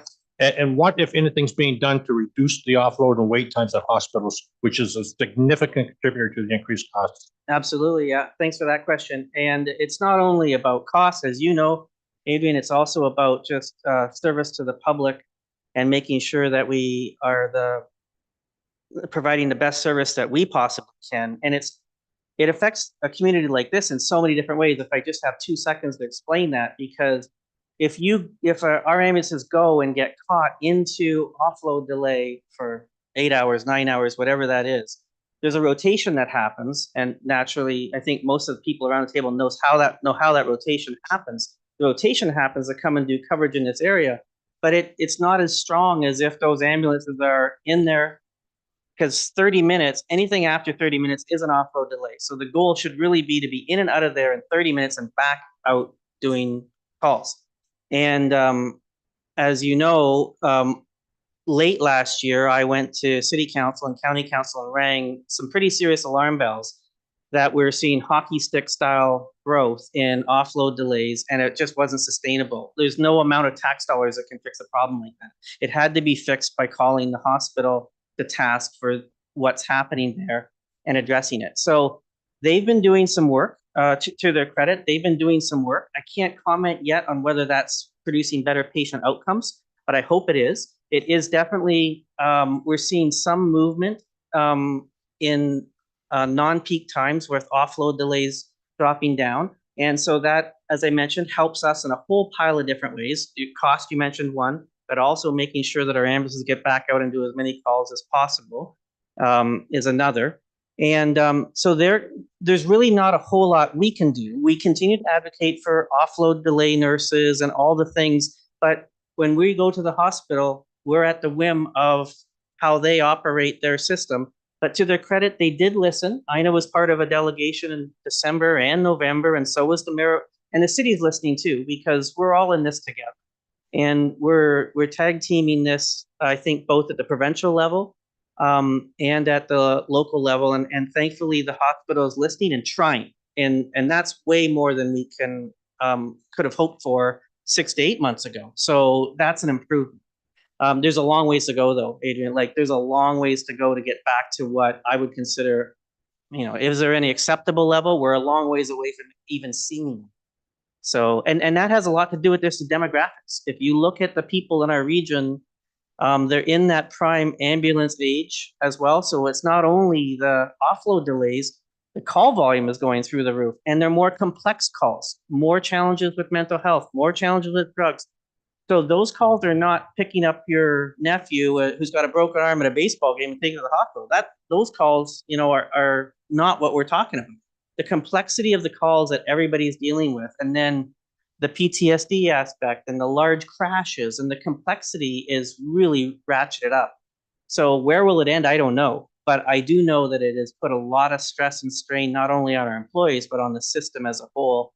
And there has to be some significant changes. We actually put in place 5 proposals for how to address before we get to the hospital to make better patient outcomes and to do more. And we're waiting on the province to approve some of those. Thank you, Adrian. And that can take quite a while to get that approved. It longer than it should. Councilor Irwin, you had another question. Thank you, Worship. And just one more. And thank you for, beginning to delve into the myriad of services, whether it's 32 or 36 or whatever, that the county provides. But I'm thinking of a vital service that our neighboring communities provide, Lambton, Huron, Elgin, Oxford, et cetera, that we don't. And that's the county archives. Mm-hmm. When will we have a county archives for Middlesex County? Not if, when? Okay, so the way that it's been looked at, I was just doing the math on this today. I think I sent an email about this to one of our councilors. I think it's been looked at officially 5 times by council in my memory, and each time it hasn't been chosen as a service that we are to deliver. So the way in the Municipal Act, there's these zones of influence of services, and then sort of these bundles of services that you're supposed to deliver. So what council has traditionally focused on is what our legislative responsible services are. And every time that we've looked at taking on a service that isn't in our bundle of legislative responsibility, council said no. So there's a long list of those. Funding of hospitals. Like I said this to council not that long ago. When you sit in my big black chair, you hear one great idea a week. That is something that's not a legislative responsibility. And when you have other legislative responsibilities in a community like ours that are growing in I won't say exponential because that's not true, but in a multiple, like childcare needs or ambulance needs or all these other things that are service delivery needs early on, like I can go down the list and social service, Ontario Works, drugs, social housing, they're all growing at a multiple. And then you go, hey guys, here's a good idea. Let's take on a service that's not our legislative responsibility because it's something that there's a group that wants us to do. That's a tough conversation. And so far it hasn't been chosen. We have put forward administratively, we put forward a proposal to do a digital archive. And there's lots of challenges with the archive question generally about, what history are you sharing? What is the county history? Because there's been 7 different versions of the county over the course of history. And much of that is shared with the City of London, who doesn't have an archive, and about whether we should be working with them on it, a whole pile of different questions. So I don't know the answer to your question. I know Ina doesn't know the answer to your question, but it is a very tough conversation to have when you have respite centers and seniors, we have a demand for a new seniors home. I really could list you 20 things that would be on that list where if we wanted to take on an extra responsibility, that would be on that list. And depending on which municipality I'm in, if I was in Thames Centerton, guaranteed I'd be asked when I'm building a new nursing home in the east, because we have one in the west and the seniors population is growing. When am I going to build a new place for people that are end of life? I'm going to hear all those types of questions. And today I heard about archives, another thing in that list. Your worship, through you, I would be happy to provide you with the information that shows the economic benefit and the very low cost and eventually no cost to maintaining a county archive system. I have a 4th-year management consulting class who worked with the local volunteer group here this term and developed a comprehensive plan for a County of Middlesex archive, including costings. I'd be happy to share that with you and share that with the county. Send it away. Well, you got my email, cao@middlesex.ca. Okay. All right. Any other questions, comments for them? None? Okay, just before you go, I want to mention Middlesex Connects. Oh, okay. Because Middlesex don't connect with North Middlesex, period. I shouldn't have mentioned Period. it here, Brad. You should not have. That is a bit of a sore point, especially with the growth that we're experiencing I will say at that end, it's going to require possibly more busing, more public transit, because Nairn, Elsa Craig, you're talking another 400 to 500 homes. Yeah. That's a lot of homes. And the bus service that we get, which is one route, comes from Huron Transit. Mm-hmm. Nothing from Middlesex County. So for me to hear Middlesex Connects, I don't see it. I mean, I hear about it at county and I don't say much because we're really not involved in it.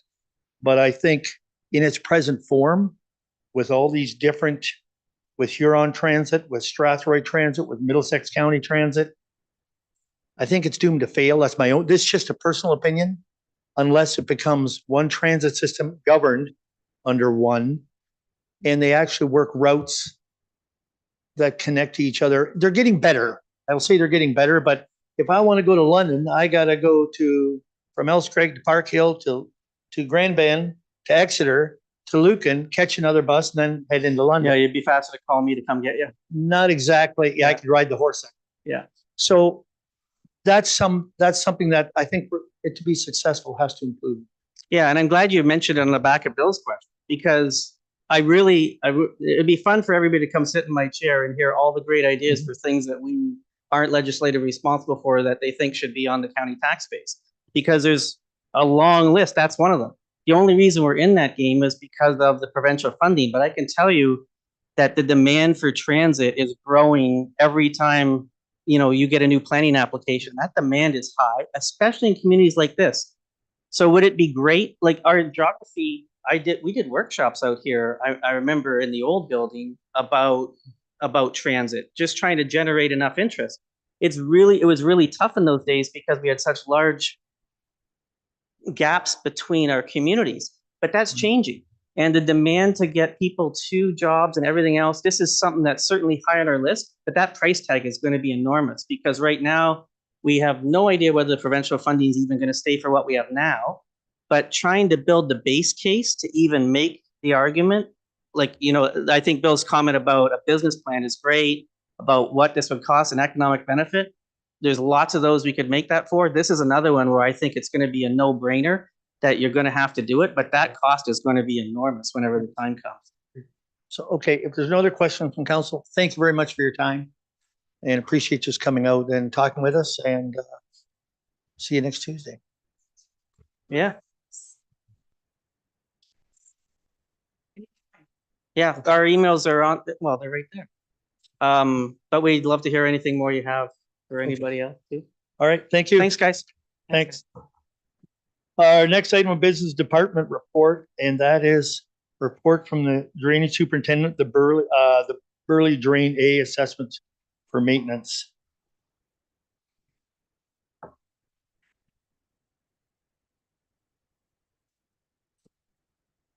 Mayor and members of council, in front of you is a report for the assessments for maintenance for the Burley Drain A in 2018. So due to the changes in the watershed from the Burley Drain report that you heard earlier, we had to do a reassessment for Drain A, which will be used if we do future maintenance on that drain. The owner requesting this works is paying for the engineering cost to have this reassessment completed. So we just need that to be done to update our records. So the staff recommendation and the proposed motion is that council receive the assessments for maintenance for the Burley Drain 2018, Drain A under section 65(4) of the Drainage Act, and that a motion be made to accept the assessments. Any questions on that? No questions? We have a recommendation. Councillor Keogh, Councillor Daigle, all in favor? Carried. Thank you. And your next one, 9.2, for the notice of request for drain major improvement, Jansen McLean Drain C. Again, the mayor and members of council, in front of you is the report for the request for drain major improvement from the Jansen McLean Drain C. Basically, the Drain C is required to be rerouted, and it has to do with the expansion of Park Hill Meats. So the proposed motion and staff recommendation is that council receive the notice of request for drain major improvement on the Jansen McLean Drain C according to section 78 of the Drainage Act, and that council approves RDOB and engineering as. Any questions on this? See no questions? You have a recommendation, Deputy Mayor Hodgins, Councillor Nerda, all in favor?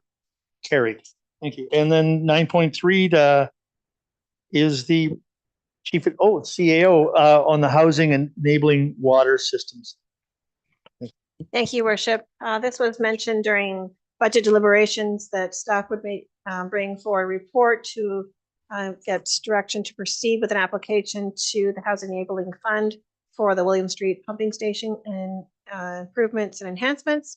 So this is that report, and the application is due April 19th. So we've actually already started on this process, but we are crossing our fingers that we will be successful. Questions on this? No questions. We have a recommendation in front of us. Moved by Councillor Knellison, second by Councillor Irwin. All in favor? Carried. Passing of accounts. Thank you, Your Worship. The report in front of you outlines the municipality's expenses for the period of March 16th to the 28th, totaling $593,468.62. I did receive a couple of questions from council members. The first one is the payment to courtesy Ford payment of $28,600. Is this the new car for the bylaw officer? And yes, it is. The second question is ABCA drain review. Are these costs billed to the cost of the drain? Yes, these costs are definitely added to the cost of the drain and then billed accordingly. I now open the floor to other questions. Other questions on our accounts payable? Councillor Knellison. Thank you, Mayor. My question is for the Director of Infrastructure. Oh, no, maybe perhaps Brandon, but Brandon's not here. And that is, I see, we're still paying Valley for the fire hall. Are we ever gonna be done with that guy? Go ahead. Through your worship, I can't comment on exactly what these expenses are for, but there are some remaining works on that project we're aware of, like the top coat of asphalt to be done. I assume there's some final remaining deficiency work ongoing, so I would expect a few other invoices, but Brandon would be the one to better answer that one. I could get a follow-up. Maybe we could get a follow-up as to what that did entail, because there hasn't been any work done there for a while. Just Councilor Irwin and then Councilor Nerda. Thank you, Worship. Can I just add to your request for follow-up? Can we have the same for Main Street, Park Hill, and for the water tower in House of Craig? I'd love to see where those projects are at and even an estimate of what it's going to be to complete them. We will get those reports in, and in fairness, we'll leave it to the treasurer, but that will come. It's just a matter of catching up on some things, and that is coming to council. Okay. Your Go ahead. worship, that will be from the treasurer as well as the directors for the specific department. Yes. I have the G Valley invoice open in front of me. Okay. And the, what was billed states that it's for architectural additional construction service. That's the item that's listed on the invoice.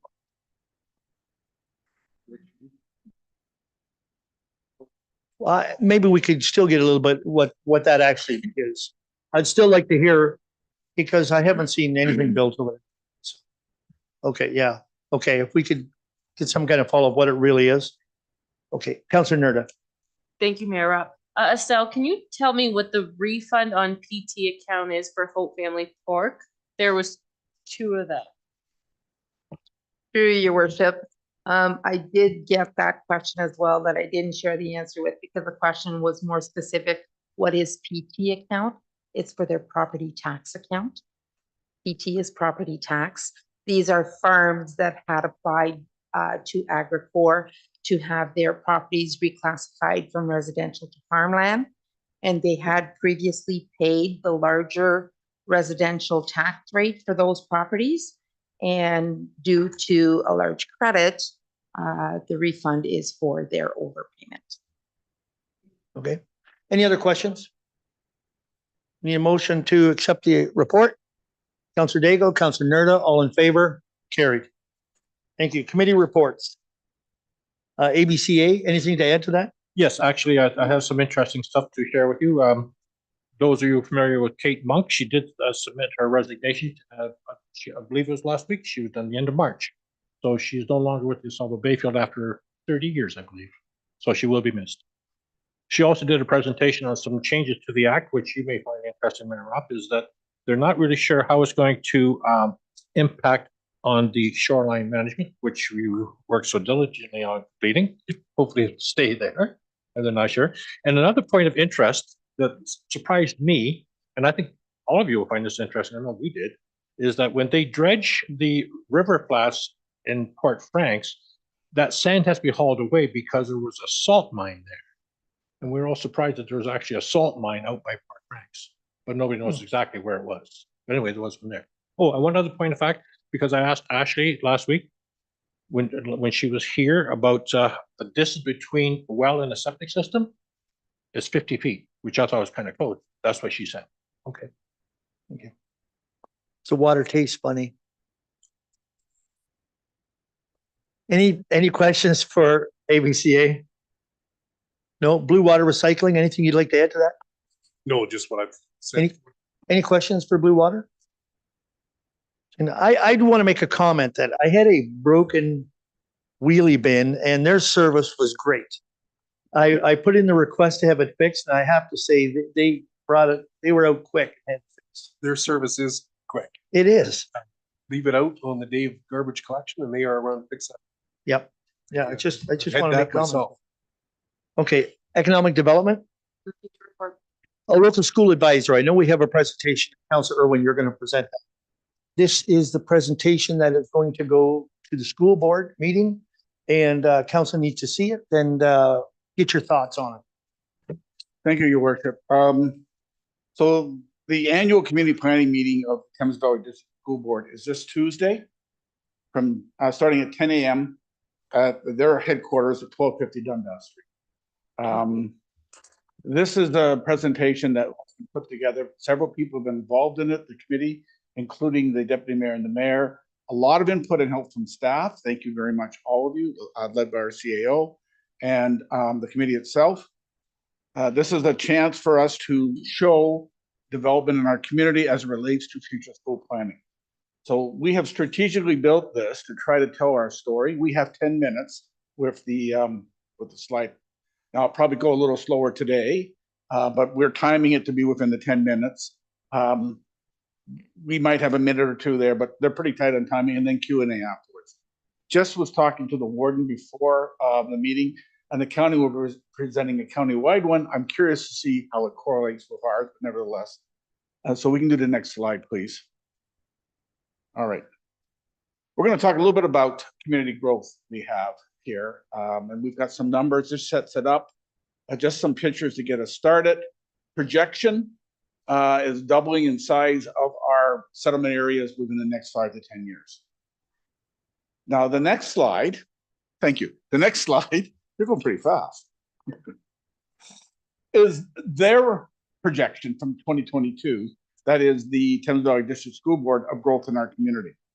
So we want to just gently explain to them that perhaps they didn't have complete information when they made these projections. We're not going to be saying, oh, you got this wrong, but rather we have more up-to-date information. They showed 10 building permits for us in 2022. A little later on, we have the actual real number. The next is their projection. Thank you for going ahead. Is we're in planning area 13.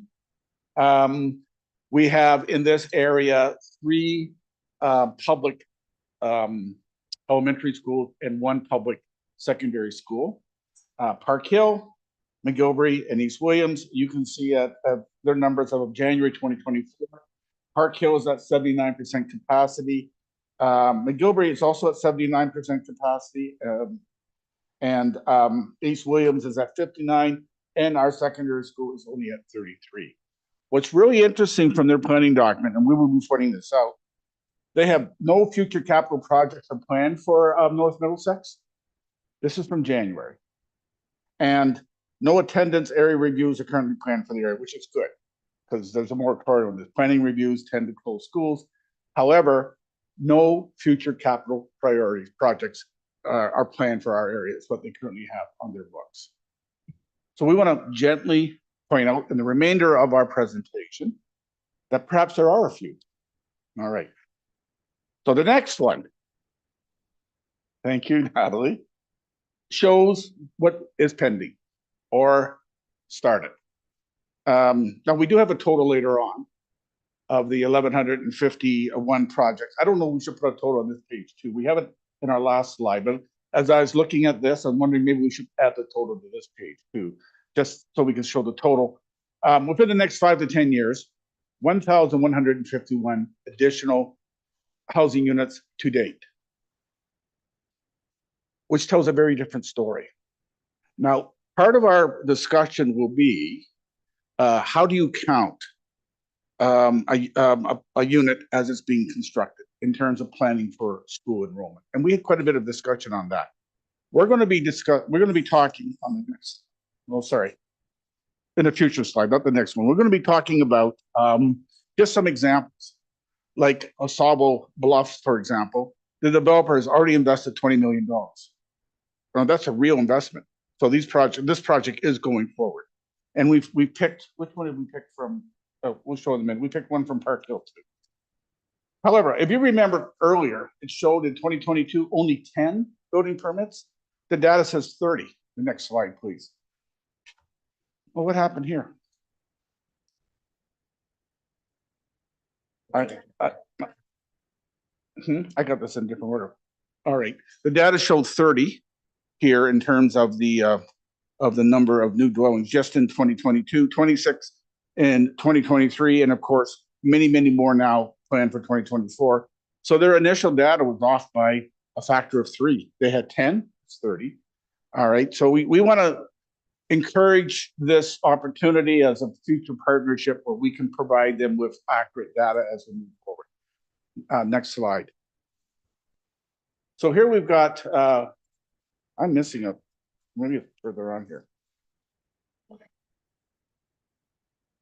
Yeah, I missed that page. I'm missing that page here. Sorry. Yeah. So here's the investments. This goes right after that. Yeah. Thank you, Councilor Nelson. You're always a great help. Oswego Bluffs, the private developer to date, $20 million commitment. That's in terms of hard infrastructure, underground infrastructure, et cetera. Our commitment, 13 million, including the water tower, et cetera.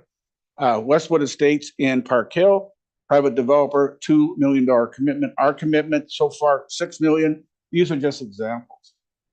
So when we go back to the discussion, are these real numbers, the 1,151 homes or not? Well, here's some examples of current investments made that show that these are real numbers. Okay, I missed that slide here. All right, so moving on. Okay, what does this mean? Well, in Park Hill, West Williams School, 79% capacity currently. We're adding 573 homes. Next one. East Williams, 59% capacity. We're adding 571 homes. Now that's Nairn and Elsa Craig, and I probably should explain to the community, to the board where these are at, because they won't know where East Williams is, so they won't know where. But we'll explain that. And we listed them below to just show the developments. All right. This is an interesting one coming up. McGilvery is 79% capacity. We're currently adding only 7 homes, but we anticipate greater development in that community striking forward. But that's showing some development there. And the high school, this is a challenge. Currently at 33% capacity, but overall in our community, we're adding 1,151 homes. Now, I can tell the story. When I lived in Dorchester, both my daughters went to Lord Dorchester Secondary School, which is at 55% capacity. Today, Lord Dorchester Secondary School is at 98%. So we want to think about where we're going to be down the road in terms of, and at one point, Lord Dorchester was on the site floor. So we want to think about what this means in terms of future development. 1,151 homes plus the Lucan overflow. What does that mean? This is a telling slide, and this is our story. We can go to the next one, please. All right, this is planning area 16, which is Lucan Bedell. So we know that Wilberforce has just got another, Lucan has just got another school approved. It's at 142% capacity. All the other schools are over capacity or at capacity there. We are the next Lucan area. We're today where Lucan was 5 to 10 years ago in terms of building. So if you think about where Lucan was 5 or 10 years ago, it didn't have the subdivisions, it didn't have all the young families. Today, it needs another elementary school. All the other elementary schools in that planning area are at or exceeding capacity. Many, many portables. We're there within the cycle of building a new school, planning and building a school. The other issue is Medway is full and closed now to a lot of outside students being allowed to it. Strathroy has its own challenges. Where will these students in planning area 16 go to secondary school? Will they go to North Middlesex? It is 15 to 20 minutes from Lucan to Park Hill. So it's a relatively short period of time for secondary school students. We have a secondary school with capacity to be had, and there is a need that won't be met by current secondary schools that the board has in a reasonable distance to travel. So we're suggesting the board may want to think about where will these elementary schools go to in terms of future secondary school attendance. Now they have a preference right now for north-south. They may want to consider east-west as a place to go. So our plan is on Tuesday is the mayor will do a broad introduction. We'll talk from the committee on our assessment, and then we will have the mayor, the CEO, deputy mayor, and others there to answer technical questions from the board itself. But this is an opportunity for us to show a real situation and what will be happening for sure within the next decade. It takes 3 to 5 years to build a school. So we're right in their planning cycle now. So we as a committee, members of the committee, would like to hear from the rest of the council, your thoughts on this, and any areas where you think we could improve or add information. Okay, so yeah, we'll turn it over. Is there anything at this time you see that, Councilor Nerda? Thank you, Mr. Mayor. Councilor Irwin, do you know why we're only at 33% capacity at our high school? You might not be able to answer that. Well, I think we can answer for a number of reasons. For a few years, the board policy allowed students to go to either Midway or Strathroy. Midway is now full to our students. Strathroy, you could go to Strathroy if you're seeking technical programs. Once you got to Strathroy, you dropped out of the technical programs, you kept going there. So allowed students an opportunity to choose their secondary school. They're tightening that policy up, right? And then we have our students split between 2 school boards, which we can do nothing about, public and separate. But that's why it's at 33%. And as you know, you've been to several of these community events with myself, there's a lot of young children in this community, a ton of young children. So I would think within 5 or 10 years, just in our community itself, that number is going to rise significantly. I think so. Thank you. Any other questions, comments? Councilor Pinellas and then Councilor Keel. Thank you, Mayor Rob. I totally support everything that you said, what you said here, and I wish you all the best of luck when you make your presentation to the board. Having some experience with them with the Rural Education Task Force, I became very disillusioned with that organization. They're very much aware of a lot of the dwellings that are coming online here. Maybe not a public loss, but everything else they're much aware of. And we actually did talk about Strathroy School filling up, because Strathroy and Mount Bridges are growing exponentially as well. But they said there's plenty of room. They didn't seem to have any concerns. So I wish you well. I would encourage you to not emulate what Marcus Ryan did at the time. He was distracted, and stay focused on your task on hand, and hopefully you'll have some success. And to that, Councilor Pinellas, and the idea is we're not putting a pipe dream out there. We're showing them numbers. This is a reality of what's happening here. We feel that yous are a little out of touch with our numbers that are real, so we want to put that in their hand. That's what. Councilor Keel. Thank you, Mayor Rob. To Councilor Irwin, certainly put some work into this. Have you taken into consideration out of these adding 1,151 homes, how many may actually be attending the separate school system or perhaps the French immersion? We don't have those numbers. Now, we could probably look at current ratios and make some assumptions on that. I think in our community itself, to be clear though, having 4 elementary schools, 1 separate, 3 public, tells us that the majority of students go to the public system, if you think of it in those terms. But if we were to get some sort of numbers and do some proration, we could probably prorate if that question came up. If I can just add to that, thank you, Your Worship. We did reach out and to the school board and ask them for those ratios, because I'm sure that they have figures that they use that for every 10 houses built, that equals how many children on average. But they weren't so either didn't have that ratio as I thought they would, or they weren't willing to share it. So I'm not sure which, but it wasn't provided to us when we reached. Estelle. We do have ratios that we use to allocate the no support taxes that are collected. We have the ratios for the 4 different school boards. I can provide that information if it can be useful. Absolutely. Thank you. Anticipation of that question may or may not be asked, but yeah, anticipation of that question. Absolutely. The other point that didn't make this evening is we'll modify this presentation and share it with the London and District Catholic School Board as well, because of the elementary school currently here in Park Hill, and it'll face some of the same challenges in the future. And for council's information, the North Middlesex principal has received this report and has used this in a report that he did as well.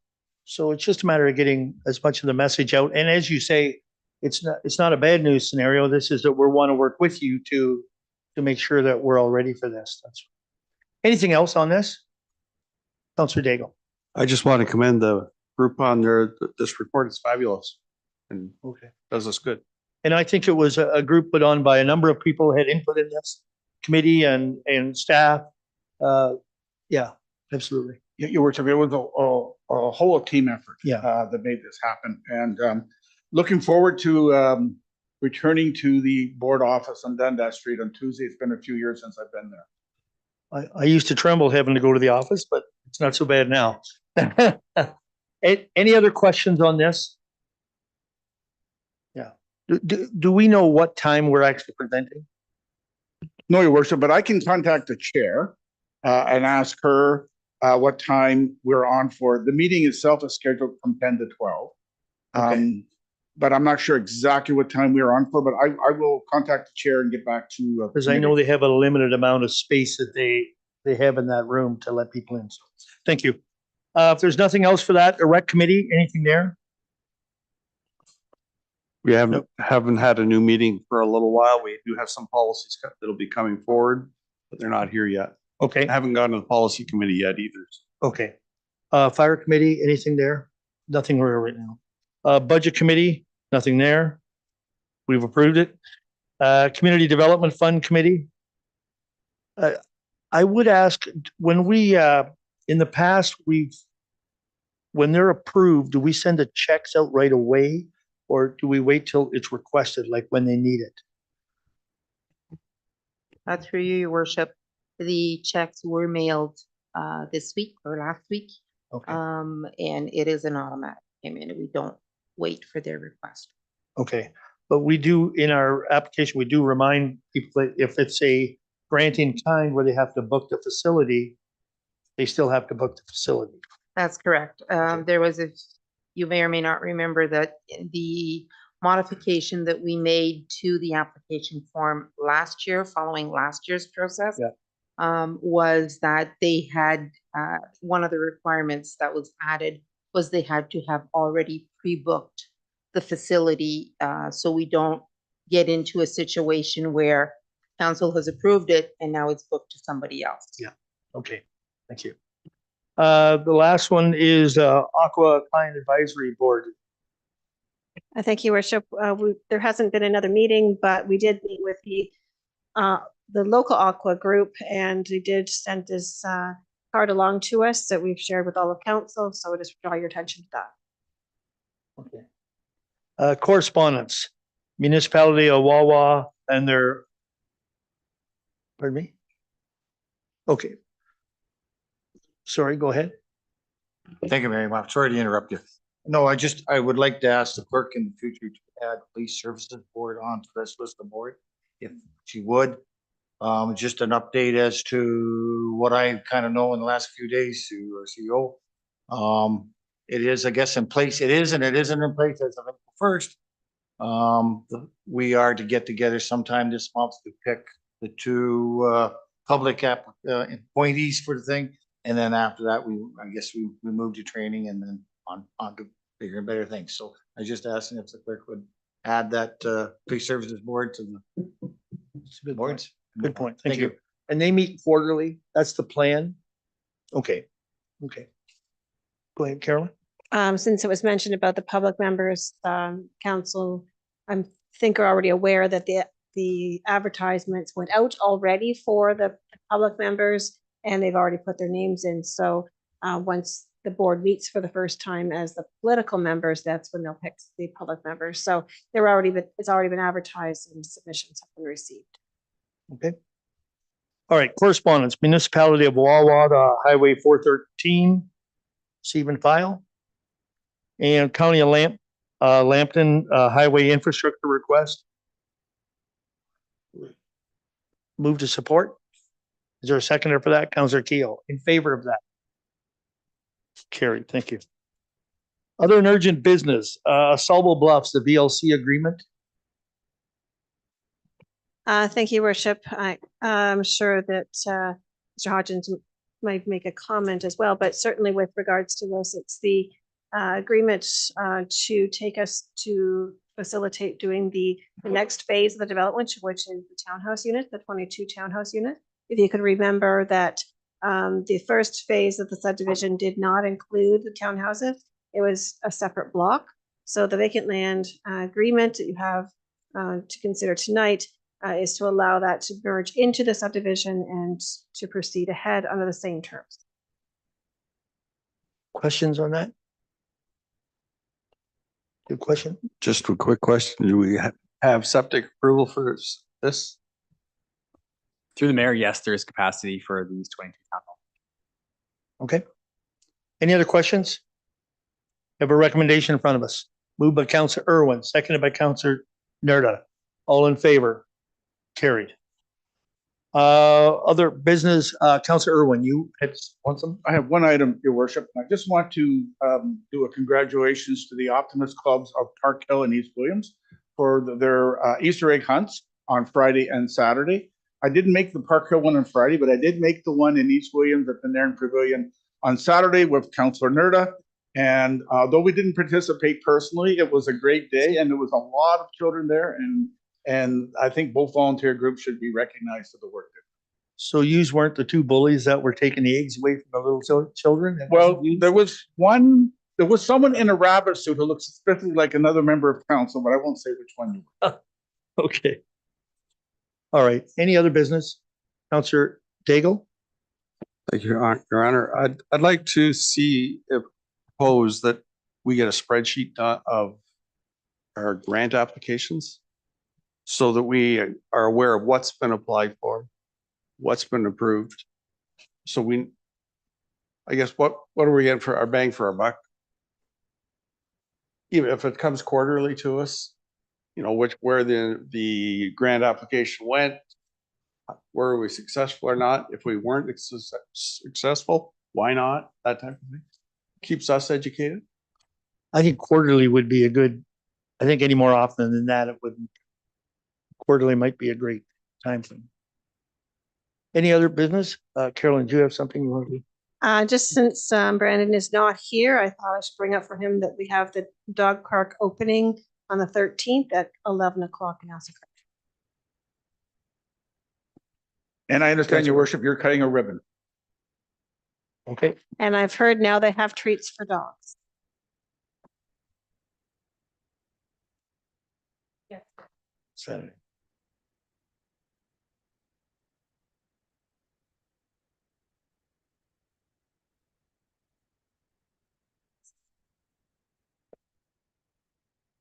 I think there's probably will be room. There's quite a bit of parking. There's probably going to be room. I don't think so, but okay. Anything else under other business? Seeing none, deferred items, nothing tonight to speak to. Communications, including county council. I think you heard from the warden and CAO tonight. So that was it. Middlesex County Joint Annual Accessibility Status Report is in front of you. No questions on that. The reading of the bylaws. Thank you. And tonight we're looking for bylaws 26 to 32 of 2024 for a first and second reading. Councillor Daigle, Councillor Nerda, all in favor? Carried. And then bylaws 29 to 32 of 2024 for a third and final. Councillor Keogh, Deputy Mayor Hodgins, all in favor? Carried. Your Worship, I was remiss in mentioning something tonight. I apologize. We have our I'll say our new deputy clerk, because a new clerk who will be replacing Ashley during her mat leave, who has just been appointed deputy clerk from bylaws. So I just wanted to welcome him. Alan is here. He's been observing tonight, but I just wanted to formally welcome him, and we're so glad to have you on board. This lady has promised she's not going early, but I don't know if I totally believe her. So, yeah, congratulations, welcome out. All right, we need a motion to go into closed to receive information under the following exception. Advice that is subject to solicitor-client privilege, including communications necessary for that purpose. Delay claim. Counselor Nerda, Counselor Daigle, all in favor? Carried. Thank you. We'll just take a couple of minutes and